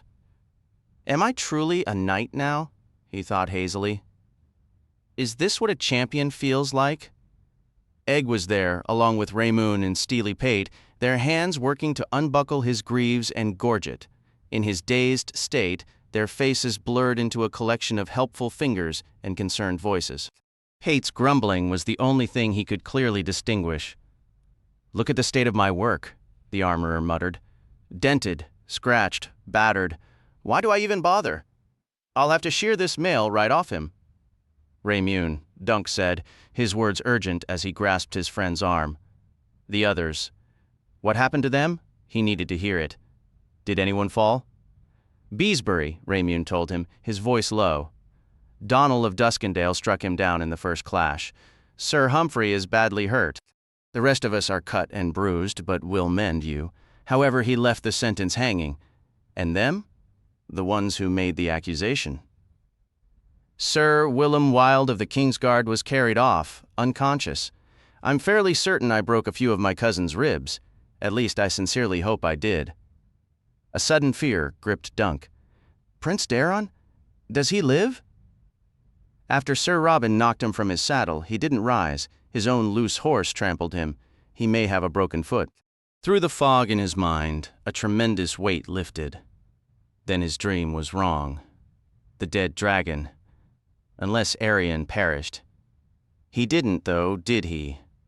"No," Egg said softly, close to his ear. "You showed him mercy? Don't you remember?" "I suppose." The details of the combat were already melting together, becoming slippery and dreamlike.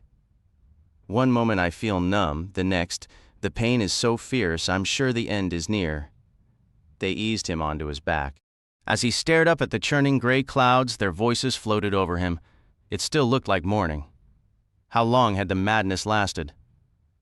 "Gods help us, the lance forced the mail rings deep into the muscle," Raymond was saying, his tone grim. "It will fester if we don't.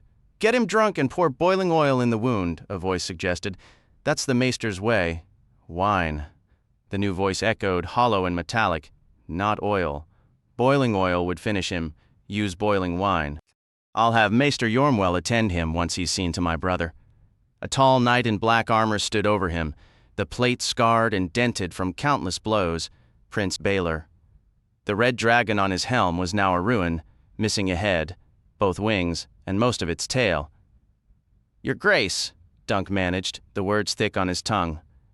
"I am your man, please. I would serve you. My man." The Black Knight placed a hand on Raymond's shoulder to steady himself. "The realm needs good men, Ser Duncan." His speech was oddly slurred, as if he'd bitten his tongue. Dunk's exhaustion was a heavy blanket, pulling him toward sleep. "Your man," he whispered again. The prince turned his head slowly, a stiff, careful movement. "Sir Raymoon, my helm, if you would. The visor. The visor is cracked.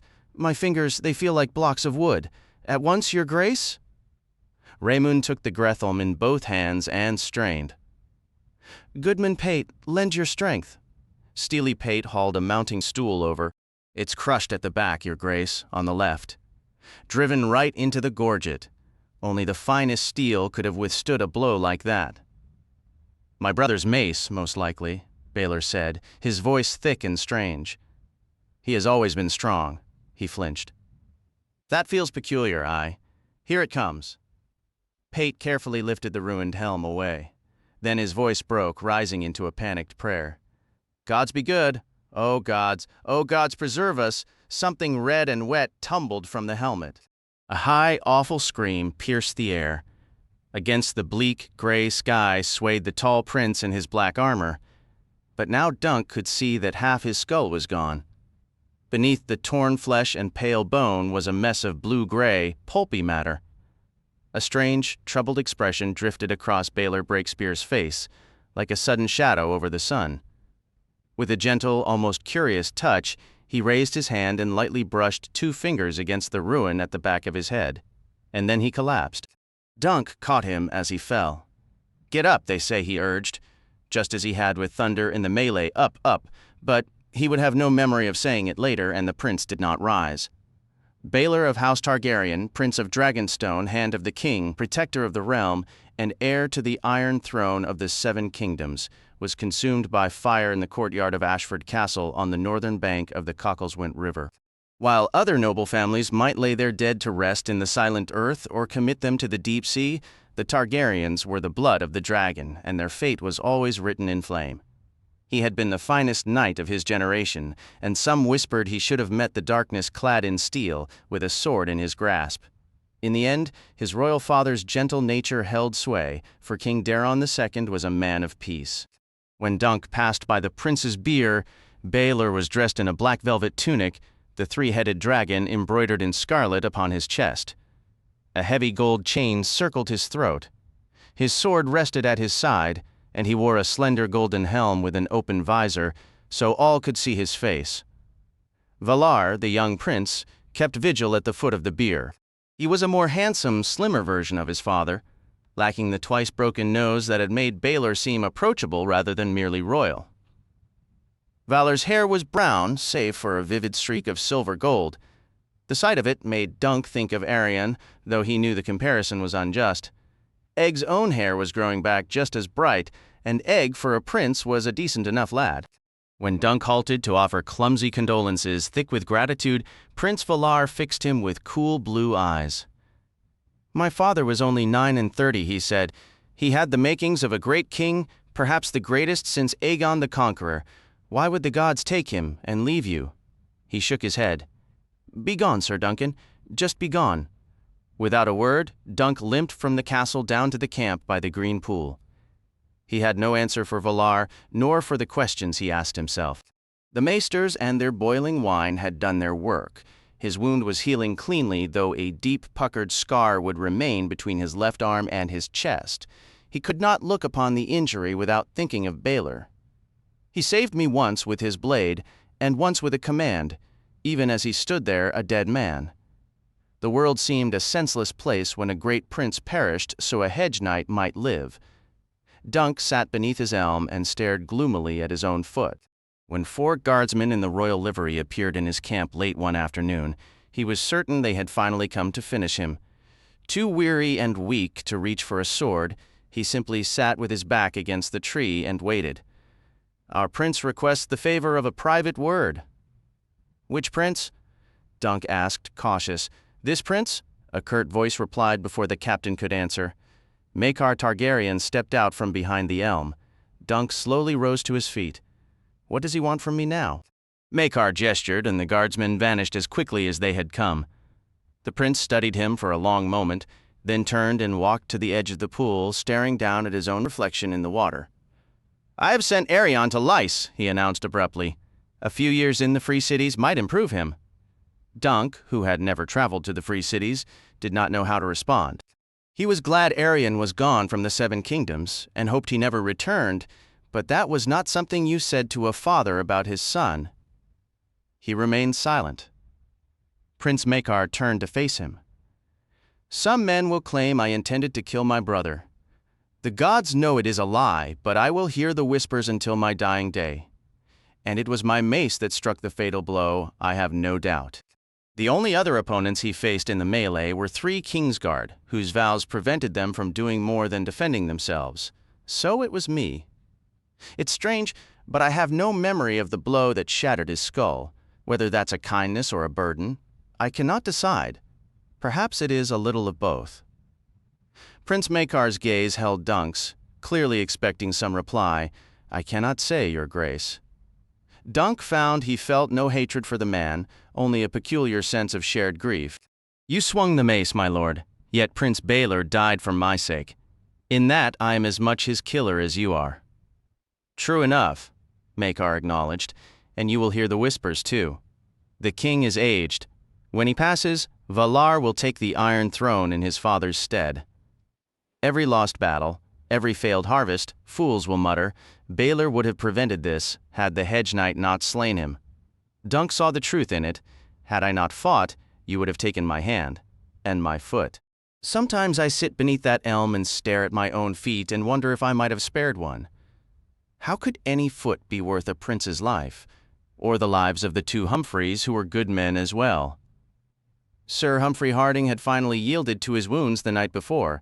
And what answer does your tree give you? None I can make out, but my old master, Ser Arlen, each evening he would say, I wonder what the morrow will bring. He never knew, nor do we. Could it be that some tomorrow will arrive when I have need of that foot? When the realm itself has need of it, even more than a prince's life? Maekar chewed on that, his jaw tight beneath the pale beard that squared his face. Not bloody likely, he said roughly. The realm has hedge knights like the hedges have thorns, and every one of them has 2 feet. If your grace has a better answer, I would hear it. Maekar's frown deepened. Maybe the gods enjoy cruel jests. Or perhaps there are no gods at all. Maybe none of this signifies anything. I would ask the High Septon, but the last time I sought his counsel, he told me no mortal can comprehend the ways of the gods. Perhaps he ought to try sleeping beneath a tree. He grimaced, then shifted unexpectedly. My youngest son has taken a liking to you, sir. It is time he served as a squire, yet he insists he will serve no knight but you. The boy is willful, as you've seen. Will you take him? Me? Dunk's mouth worked soundlessly for a moment. Aegon, I mean, he is a good lad, but your grace, you do me honor, yet I am only a hedge knight. That can be amended, said Maekar. Aegon is to return to my seat at Summerhall. There is a place for you there, should you wish it. A knight in my household. Swear your sword to me, and Aegon can squire for you. While you train him, my master at arms will complete your own education. The prince studied him. Your Ser Arlen did his best, I don't doubt it, but there is much you still must learn. I know, my lord. Dunk looked around at the green grass and the whispering reeds, the tall elm, the sunlight dancing on the pond. Another dragonfly skimmed the water. Or maybe it was the same one. What will it be, Dunk? He asked himself. Dragonflies or dragons? Only days ago the choice would have been instant. It was everything he'd ever wanted. Yet now that it lay before him, it felt daunting. Just before Prince Baelor died, I swore to be his man. Bold of you, said Maekar. What did he say? That the realm needed good men. True enough. What of it? I will take your son as squire, your grace, but not at Summerhall. Not for a year or 2. He has seen enough of castles, I judge. I'll have him only if I can take him on the road with me.